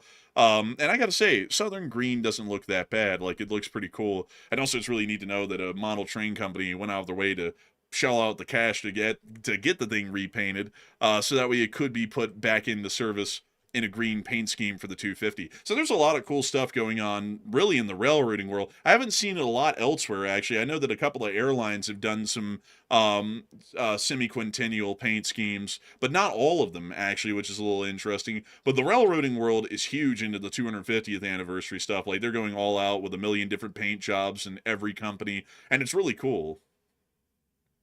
Yeah, it is. It's cool for what it's worth, I will say. It's cool for what it's worth. It's cool for what it's worth. Man, I got to tell you, though, I think the folks over at Union Pacific, man, are crying up a storm because the big boy nowadays runs on recycled, I think it's like engine oil or something like that. I think they're running in short supply of that across the country. So I think this thing is probably costing a fortune to get across the nation right now. I think it's in Iowa, actually, speaking of which. Hokey Redneck, I think this thing is in Iowa right now, so it's about to get over in the East Coast. It's about to cross the Mississippi River.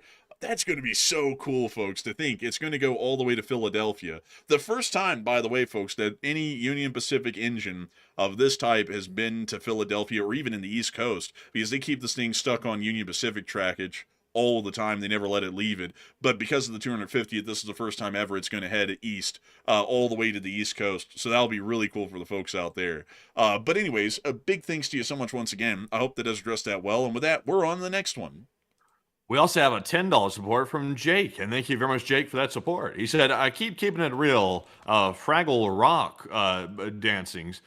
Face blue, droopy, eyes face, blue, three face, eyes face, blue, smiling. I think that might have been a translation by the spreadsheet or something right there. I don't know what that bogus was right there at the end, but we do appreciate support very much. And also that last part there was interesting. But Enforcer, what say you? Oh, yeah, Fraggle Rock. Face I have the secrets of the universe. Face blue, droopy eyes, face blue, three eyes, face blue, smiling, get the midgets to the mouth, face eyes. Man, but like, honestly, they drug me to keep me a vegetable. Stop that! They drug me to keep me a vegetable. Right, and then that lady finally turned off the voice machine on that thing.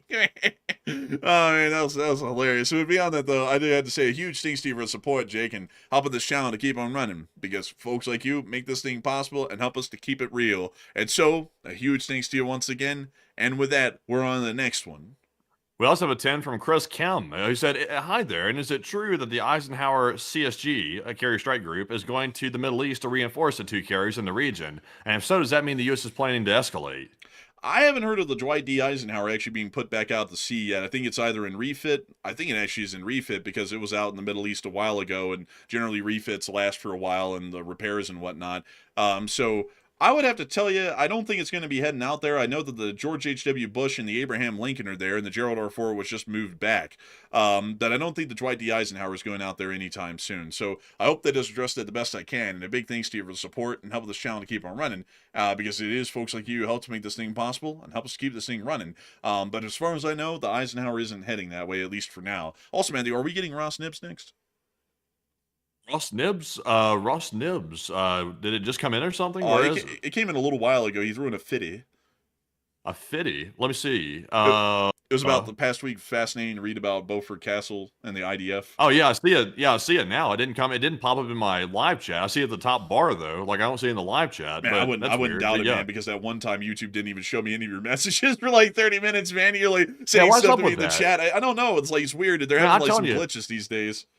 I'm telling you, I'm not like if I'm reading the chat, I'm literally reading everybody's messages and responding to everybody like live right now. And occasionally, like it happens, like not just tonight, but there will be times where I like legitimately don't see people's super chats like in the live chat, but I'll see them later at the toolbar, and I'll have to go back and get it. I'll be like, "What the hell? I'm like, am I tripping? How did I miss that? I literally read every single message in the chat. It just happened again."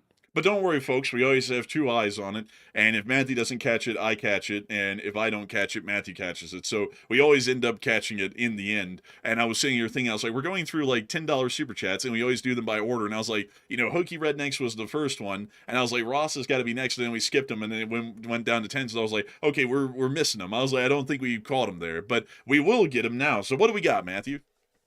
We also have a $50 support from Ross Neb, and thank you very much, Ross, for the support all the way from Australia. He threw in a 50 and said, this past week, it was fascinating to read about the IDF capturing Beaufort Castle. That place has an amazing history all the way back to the Crusades, and makes you really wonder if peace could ever be expected in those parts, and LLT, LSA.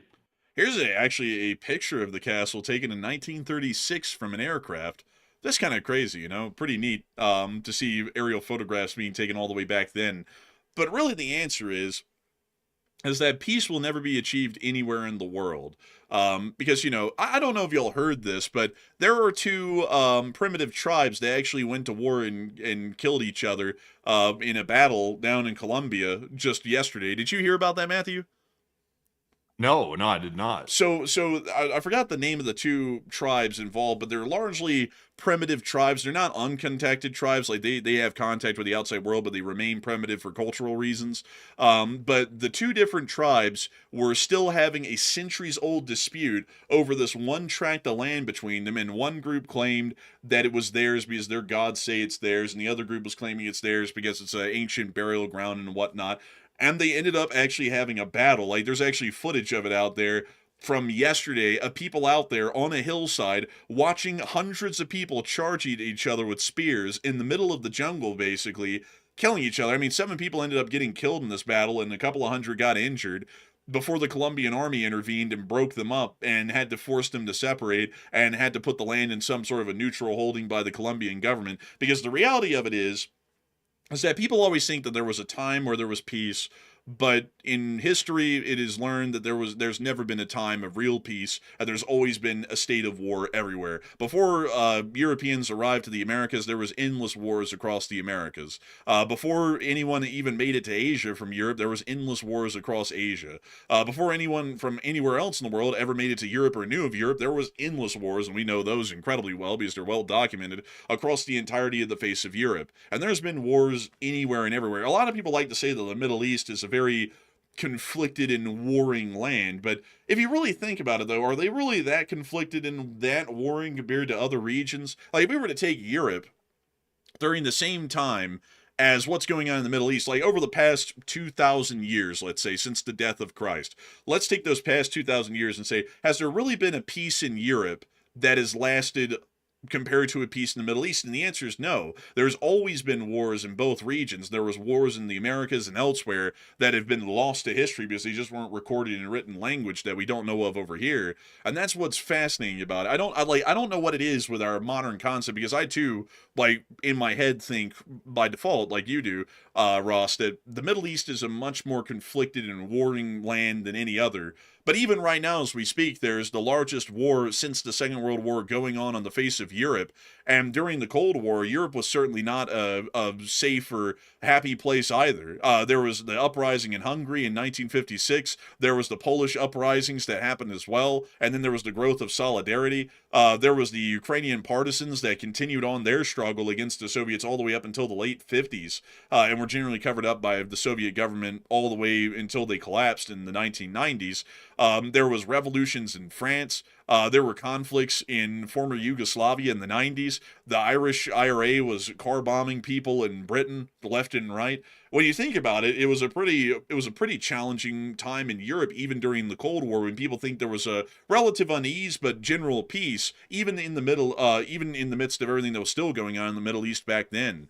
So I would have to say, generally, in my opinion, I don't really think that in our lifetimes we're ever going to see a time of actual peace. A lot of people love the idea of peace. I love the idea of peace too. But being a bit of a pragmatist, I don't think we'll ever see peace in the Middle East, and I don't think we'll see peace anywhere in any corner of the world during our lives. Maybe centuries down the road, some people will eventually see some form of a pact something where there's a decent period of peace out there across the whole world, but I sadly don't think we'll be living through those times in our life. But still, Beaufort Castle, getting to that is pretty cool. And what's also really neat, like about the desert, and I just find this deeply fascinating, is that the desert is preserved so much, so well down there in the Middle East. You can find almost intact Roman ruins, Crusades ruins. You can find the ruins of every single civilization that's ever existed, except for the earliest ones down in the Middle East, because the desert preserves them so well. And also, what's even cooler is that you can tell that this is definitely a Crusades castle, because they hadn't learned yet to build the castle's fortifications in a circular shape. They built them as squares. And some people may know this because it's a really cool fact about castle building and architecture in Europe. Before the Crusades in Europe, it was common to build castles and buildings, generally fortifications, with square edges because they didn't understand yet that rounder edges deflected shot from trebuchets and such much better. And so during the lessons of the Crusades, when they were generally defeated in over the next 200 years by the Ottomans, or what would become the Ottomans, or the Seljuk Turks back in the day, they learned that the Seljuk Turks would build their fortifications in circular designs instead of square ones, or angled ones like we would in Europe. And so then, after that, from about the 1300s onwards, you'll notice that most castles in Europe are built with rounded curves instead of square edges. And so you can actually tell when a castle was built in Europe, whether it was pre-Crusades or post-Crusades, because of that crucial design. Like, here, I'll show you. Here's an example of one. Here in the Tower of London, the central building of the Tower of London, which is a square, was originally built by William the Conqueror in, I believe, the 1070s, if I'm not mistaken. Square design, and that's a pre-Crusades design. But if you go and look at King Edward's I's castle at Conwy, which I'll show y'all right here, which is in northern Wales, you'll actually see that the castle's design here is actually a rounded one because it was built in the 1300s post-Crusades. And so they took the architectural lessons from the Middle East and brought them back to Europe, which is a really cool thing. But a huge thanks to you for the support and helping this channel to keep on running. And I hope that does address that incredibly well and go down a really interesting and deep rabbit hole about that. And so a huge thanks to you so much once again for the support, Ross, and helping this channel to keep on running. Long live the Lee Spring Army, and the Lee Spring Army will never die, and we're on to the next one. We also have a $10 support from none other than Bradley Barrows, and thank you, Bradley, as well. He said, Matt tripping. Honestly, like YouTube's trying to make me feel like I'm crazy or something like that, and like not showing some of the super chats, but I do appreciate support, and hopefully we can start standing upright and not tripping. But we also have a 5 from Andrew Acton. He said, why doesn't the U.S. just focus on the Strait of Hormuz and bombard it and its coast to open the strait? We don't really know why. It would be a straightforward solution to the problem, and it is the only solution to the problem. But we still haven't seen them try that yet, and we have no clue why. So we're generally a bit up in the air. It's a mystery as to why we're not, because that would be the easiest way to get around this problem that we have right now of the strait being blockaded, is to just militarily and forcibly reopen it. So unfortunately, I can't even give you a good answer to that one, because we're even dumbfounded as to why that hasn't been tried yet. But a huge thanks to you for an incredibly good question that unfortunately I don't think anyone in the world could even have a good answer to at the moment. But hopefully one day we will have an answer, and we'll hear something from someone as to why they're not doing that. But a huge thanks to you so much once again, and we're on to the next one. We also have a 5 from Robert Krogan, and thank you, Robert, as well, for the support. He said, good evening, Enforcers and LSA, and a little something for the effort, and take one from the chat if you please. And I thank you so much for the support, Robert. And have a good evening to you. Have a good evening to you. And a big hello to the LSA as well on your behalf. And thank you so much for the support for our efforts. And we will make sure to take one from the chat, if you please. And so, Matthew, what do we got from the chat in honor of Robert Krogan? And this one's going to go to DG, and thank you very much for this, for the good question. He said, what do you guys think about the RFA Lime Bay heading to Hormuz Strait? The RFA Lime Bay. Let me pull that up here. Is that a little ship? Let me pull it up. Let's see here. The RFA. Oh, it's the Australia. Let's see. It's a Royal Fleet Auxiliary of the British Navy. Well, it's cool, but it's not going to be doing much directly, though. It's basically just there for thoughts and prayers, because the British don't have a combat element going with it. It really can't do anything on its own. So maybe it's working in conjunction with the U.S., but I doubt that, considering the current British position with the U.S. So I guess it's just going down there to be there, just for a British presence to exist. So I don't know. Like, I don't really know what to make of this. Matthew, what do you think of it? To me, it looks like a garbage scowl. I'm just playing. I'm just playing. By the way, You're making the I don't British know people really. so angry. Like, man, watch, what do you I mean? love the Brits. I am slightly British. I love the You're Brits. very British. I really don't. I don't really know what to make of it, to be honest with you. I have no clue.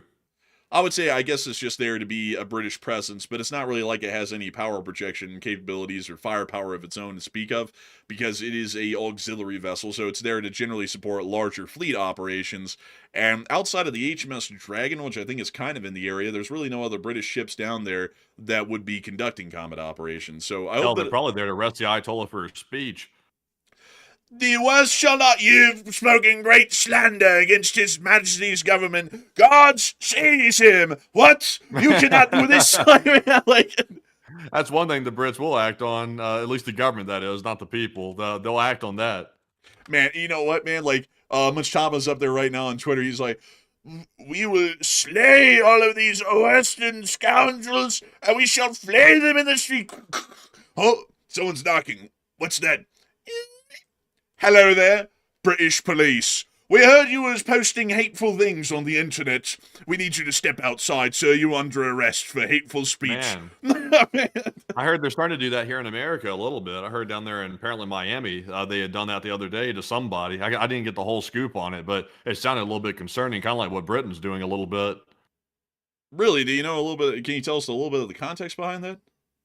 Now, don't quote me on this, but from what I heard, and I have a very surface level understanding of the story right now, so correct me if I'm wrong. If somebody, I'm sure somebody in the chat's heard it, probably the full story in detail, but it sounded like some woman down in Miami apparently made a post about something that was controversial, and then allegedly the police showed up to her door, and I think they might have arrested her over it, from the looks of it, and it was over something she said.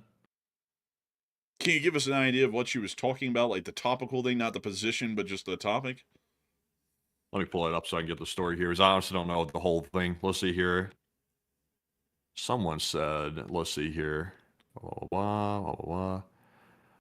Somebody in the chat, let's see here. Oh, no. My bad. It's not Miami. It's Texas. Road Karma just said it right there. They arrested a woman down here in Texas for speaking out against the water conditions. That was what it was. Not I don't know why I said Miami. It's Texas. So, yeah, that was it. It was over the water thing. She said something about the water, and then the police showed up and arrested her. On what charge? What is the charge? Eating a Speaking up meal, against the water, speaking out against the aqua. But let's see here. Let me pull that up instead. I don't know why the hell I said Miami. Sorry for confusing the hell out of everybody. But apparently it's Texas. Texas woman arrested water comment. Let me see here. So, oh wow, it sounds like she potentially filed a lawsuit, which she should, by the way, if that was the real circumstances. It says the woman allegedly was arrested May the 8th and charged with a felony for making a Facebook post about the city's contaminated tap water. She has since filed a federal lawsuit against the city and police officials, which she should, by the way, citing political retaliation. So yeah, apparently, if that story right there is shit. Yeah, I mean, that's crazy, arresting somebody for that. I mean, what, and now you speak out against the water not being right, and all of a sudden you get arrested? Well, I mean, like I'll say, like I won't complain about that too much if she sues, and then if this information is true, she ends up getting a successful outcome to her case to show that it was a First Amendment violation. Because then we could say that the rule of law is still there, and corrupt officials can't win. But if the case ends up going nowhere and falling flat, then I'd say that that's an absolutely a shame for the First Amendment. Because if you want to complain about the water quality in your city, there's nothing illegal about that. If anything, that's clearly protected under the First Amendment, because the First Amendment is there to criticize the government at any level. So a little bit insane to me that anyone would be arrested for that retaliatorily. Yeah, it sounds to me like she'll probably get set for life on that lawsuit. She'll probably become a multimillionaire, if not, tens of millions possibly from that. Unfortunately, it's going to come from the taxpayer's wallet, unfortunately, but she'll probably be set for life. She'll probably win that. Yeah, I mean, but that's why officials shouldn't be using their positions for corruption. There's a very interesting one. Many of y'all will know of the controversy going on down in American Fork, just south of us. I think the Lego scandals made it to international news at this point. But it's not really looking good for what we're seeing down there. It looks generally like some people may have been using their positions a little bit farther than the law allows, which isn't really a good thing for public perception. And not only that, it's not good for the maintenance of a healthier state, for that matter. So hopefully we'll see that something comes of that. But I think if I've heard correctly, Matthew, if the guy who's involved in that, the YouTuber guy, apparently he's fled to Mexico. So I don't really know if you can really conduct any legal actions outside of the United States. I think you'd have to be in the United States to do that. Hey, you can still do that. It's like if you're a U.S. citizen, you have standing. Well, yeah, but you'd have to still eventually show up to court somewhere. Well, it's civil suits. I mean, you don't technically have to show up. You just have your lawyer show up for you. Oh, really? Yeah, I mean that's typically the way it works. That's the way I'm familiar with it working. You just have your lawyer. Now, obviously, if you're not represented, you got to show up because somebody's got to be there to represent you. But I mean, you could just send your lawyer in there for it, Yeah, unless you're calling to testify or something. perhaps, but the interesting thing is though is that Utah right now, I believe, if I've heard the story correctly, because I just watched one of that guy's videos just recently, apparently they have some sort of a felony charge out, a warrant for his arrest for felony stalking. I don't know anything about that personally. Well, yeah, but I mean, like, wouldn't that make him, if there's a warrant out for that, wouldn't that make him a fugitive of justice? I couldn't say. I'm just not familiar with it. Well, hopefully we'll get down to the bottom of it. But I'm sure a lot of y'all know of the whole Lego story going on just to round this whole conversation out, and it's an absolutely insane one. I haven't really seen much of anything like it. But anyways, with that, we are on to the next one. We also have a 5 from Irish Ed here, and thank you, Irish Ed, for the 5. He said, Irish Ed here. He said, with all the bad news, I'm just asking random questions. You like Seinfeld? So what do you like better than Mancier or the Bro? I would say that the Mancier was better in my opinion, but I think they went with the Bro in the end. I think that's how the episode went. But Seinfeld is a great show, Irish Ed. Like I love Seinfeld. Seinfeld is funny to me. Some people say that it's not funny. I say those people have no class. I'm just kidding, by the way. If you don't like it, to each their own. But I thought Seinfeld was a great show. I thought it was hilarious. The timing and the tempo was usually pretty good. The supporting cast was great. So I never had a complaint. I always enjoyed watching Seinfeld. So a huge thanks to you for the support and helping this channel to keep on running, Irish Ed, and I hope that does address that well. And with that, we're on to the next one. We also have a 5 from Live Animal. He said, I feel that the U.S. already has taken the deal and is just dragging stuff out for their obsession with the deal. Hubris. Maybe, but I would doubt it. I think that the Iranians aren't willing to make a deal with us, and because they're still going with maximalist demands at this point. So a big thanks to you for support and helping this channel to keep on running. And with that, we're on to the next one. And our next one goes to Jamali Hamilton, who puts in a 5. He said Ukraine increased the explosive payload of the FP2 from 150 to 200 kilograms, which is why these explosions have been larger. Oh, 150 kilograms on a drone of that size? I mean, they might be bigger than I would know. Like, I actually thought they weren't that big to be able to carry that kind of ordnance, but I'll have to look into that again because that's news, and that's good news, actually, if that's the case. So a big thanks to you for support and sharing that with us, and a huge thanks to you once again for enjoying this channel and helping it to keep on running. And with that, we're on to the next one. We also have a 5 from Hednar, who said, the world is on fire and people in power have their heads up their arses. But the Dow's up 50,000 points, so let it burn, right? Let it burn. Well, it's not burning because the Dow's over 50,000 points. We're untouchable now. Like, we're invincible. The U.S. can do whatever it wants. We could end up chopping off, like, all 49 states except for Maryland and just keep Washington, D.C., and the U.S. would still be fine because the Dow's over 50,000. And so a big thanks to you for your support and helping this channel to keep it running. I hope that has addressed that well. And we're on to the next one. We also have a 5 from Hednar yet again. He said, I'm just waiting for from that Tucky fellow to say, we must not forget that Taiwan is an integral part of China. LOL. Oh, man. Well, I was sitting here and I was thinking about Taiwan, and I said, why in the world do we need semicomputers when everyone's so addicted to their phones? Oh, man, he'll have to go do an interview with Xi Jinping and get punked by him, too. Man, I can already see it, man. Like, Xi Jinping's going to drop one of those, like, ancient Chinese proverbs on him. He'd be like, the wilted flower always screams for attention, for it suffers for water, or something like that. And it'll basically mean, like, you're, like, dried up and you're trying to get attention somehow by doing this. Like, it'll be something like that. But you can never tell these days because folks, I know many of y'all have heard about this, but a very prominent voice, I would say that's more so on the right, is apparently hanging out in St. Petersburg right now and giving comments to the enemies of the Republic in their media to use for propaganda. So I'd say. You never know, and also on top, like before anyone says that I'm just saying this against the right-leaning people. Oh, don't worry, you got other people like who support enemies of the Republic as well, generally with Iran, and acting like they're okay people in the Islamic regime when they're certainly not.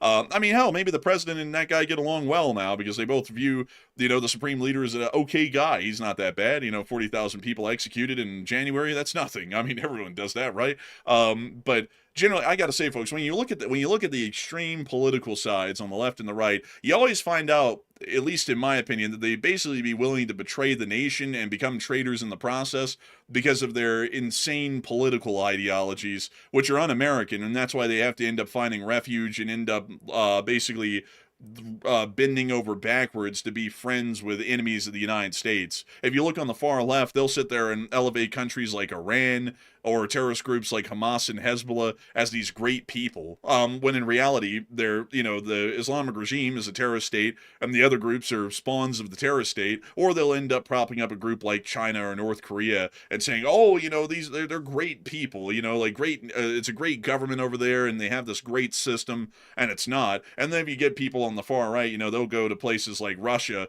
and they, it's good to have a dictatorship, and they don't even understand what they're even supporting.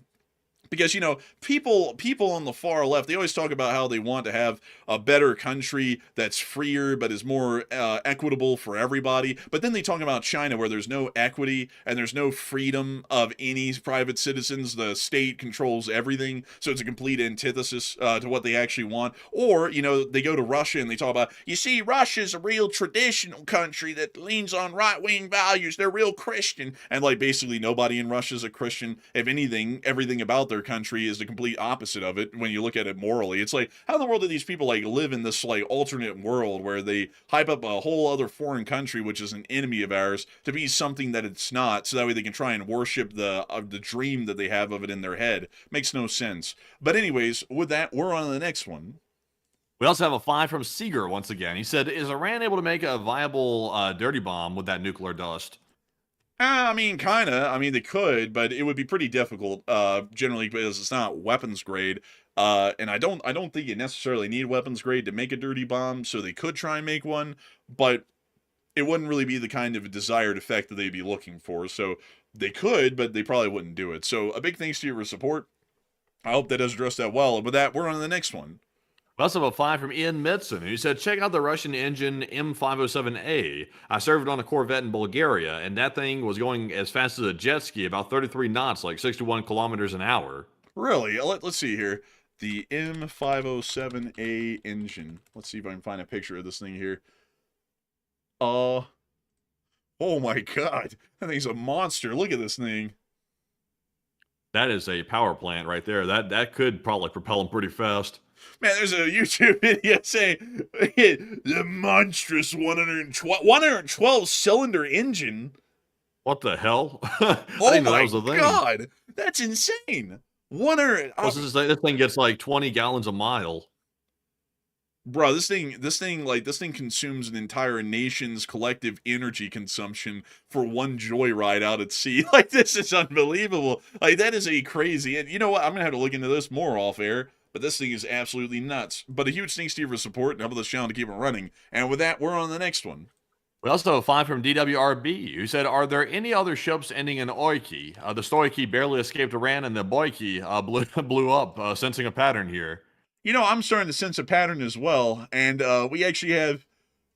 Okay, so here's the operational history of the vessels that have been built of the Staragushi class, which both the Stoiki and the Boiki are one of those. So they have the Staragushi, the Subratslini, the Boiki, the Stoiki, the Soversheni, the Gromki, which is another E-class ship, the Gromki. So you have the Boiki, Stoiki, and Gromki. And then you have the insanely long-named hero of the Russian Federation, Eldar Tichintopov, and then you have Mercury and Reski. So almost every single ship in the class, like half of them have the E thing going on, like the Boiki, the Stoiki, the Doiki. You know, they ought to name one of them the Doiki. They ought to have named the Mercury the Murky. That would have been a better one because it would have kept with the naming convention they have going on.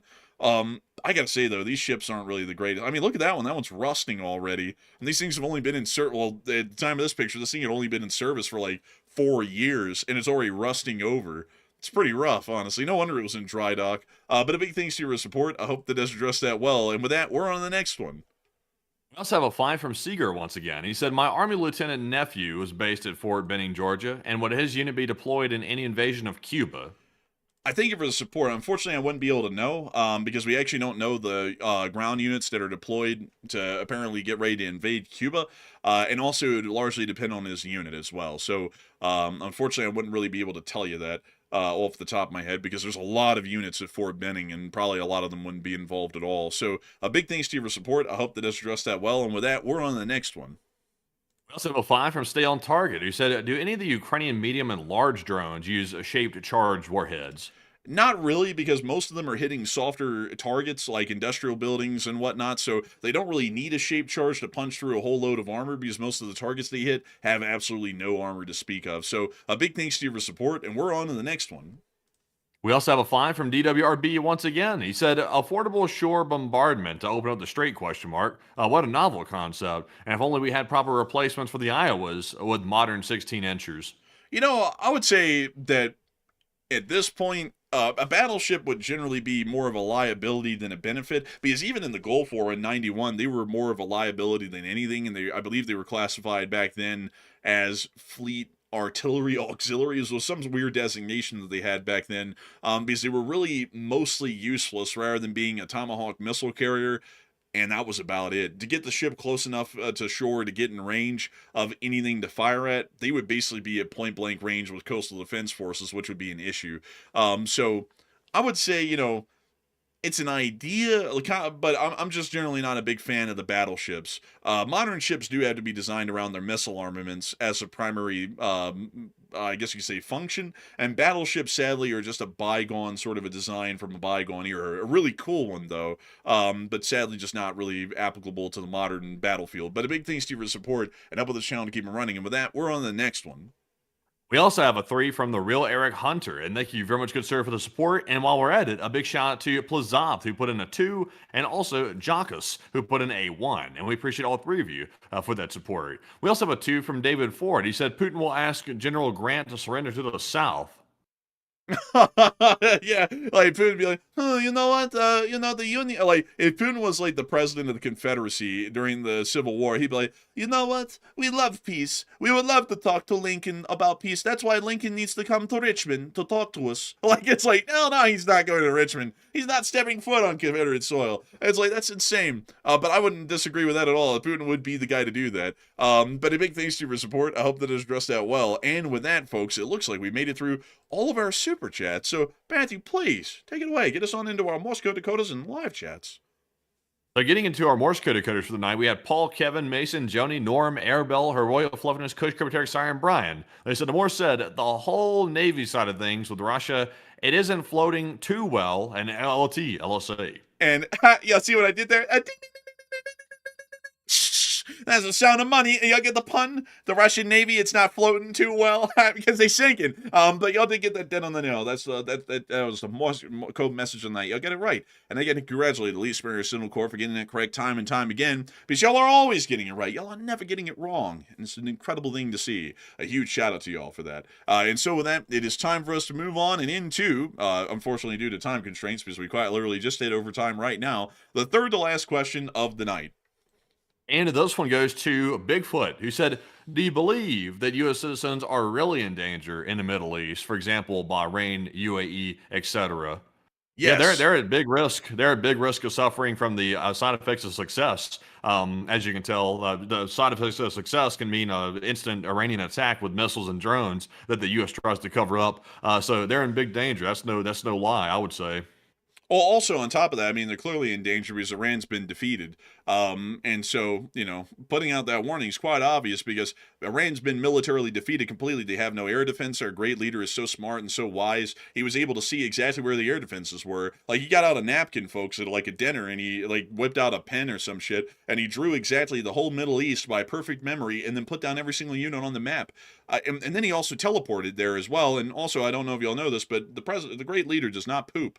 He's just that great. He doesn't even produce feces. He's an incredible guy. By the way, if y'all aren't getting the references here, I'm referencing the whole bullshit that came up with Kim Jong-il, where they'd be like, he doesn't shit and he teleports, like, and then the North Koreans had to, like, a couple of decades later be like, yeah, we basically lied about all that, like, he couldn't teleport and he clearly did shit, like, because he was a person. But beyond that, though, I would have to say they are at significant risk because the Iranians could attack at any moment, and considering how the U.S. is responding and operating with things these days, they might try and cover up the fact that one of them got killed over there overseas. So I would generally say if I was a U.S. citizen over there, and if I'm talking to any U.S. citizens that are over there, y'all be very wise to return home regardless of the circumstance, and to get on the next flight out of the Middle East heading anywhere and find your way back to America, because it's just not safe right now, given how weak we are in foreign policy and our protection position for American citizens abroad. So I hope that does address that the best I can. And with that, we are on to the second to last question of the night.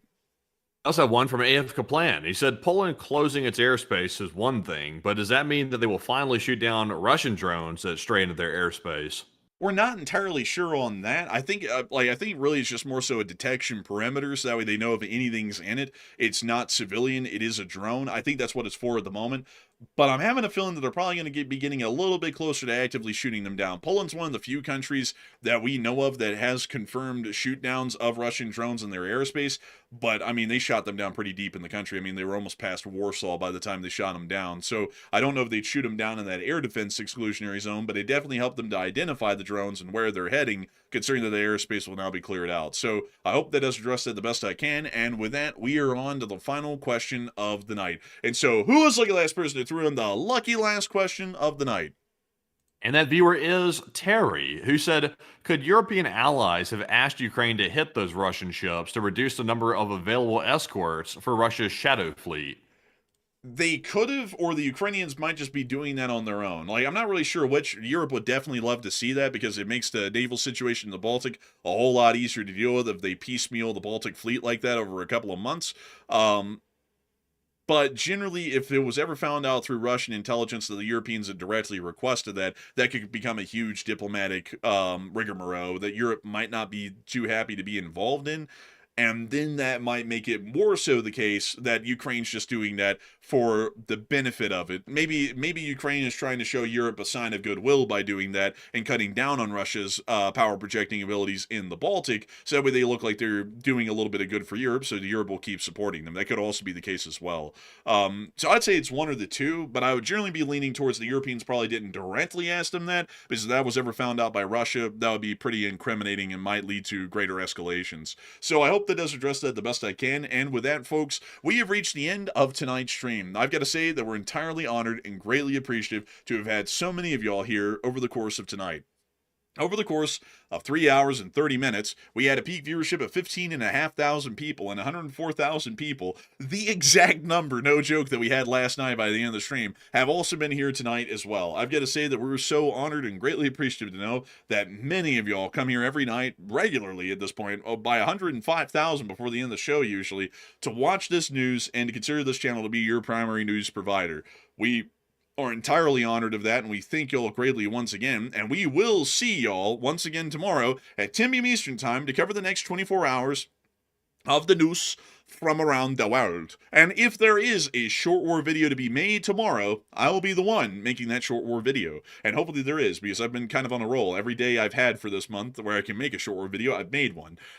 So hopefully I'll be able to do that again tomorrow, but who knows, we might not have any news to cover by then. But with that, good night, good luck, take care, stay safe. Slava Ukrainian, Ram Slava, long live the Lead Spring Army, and long live the Republic.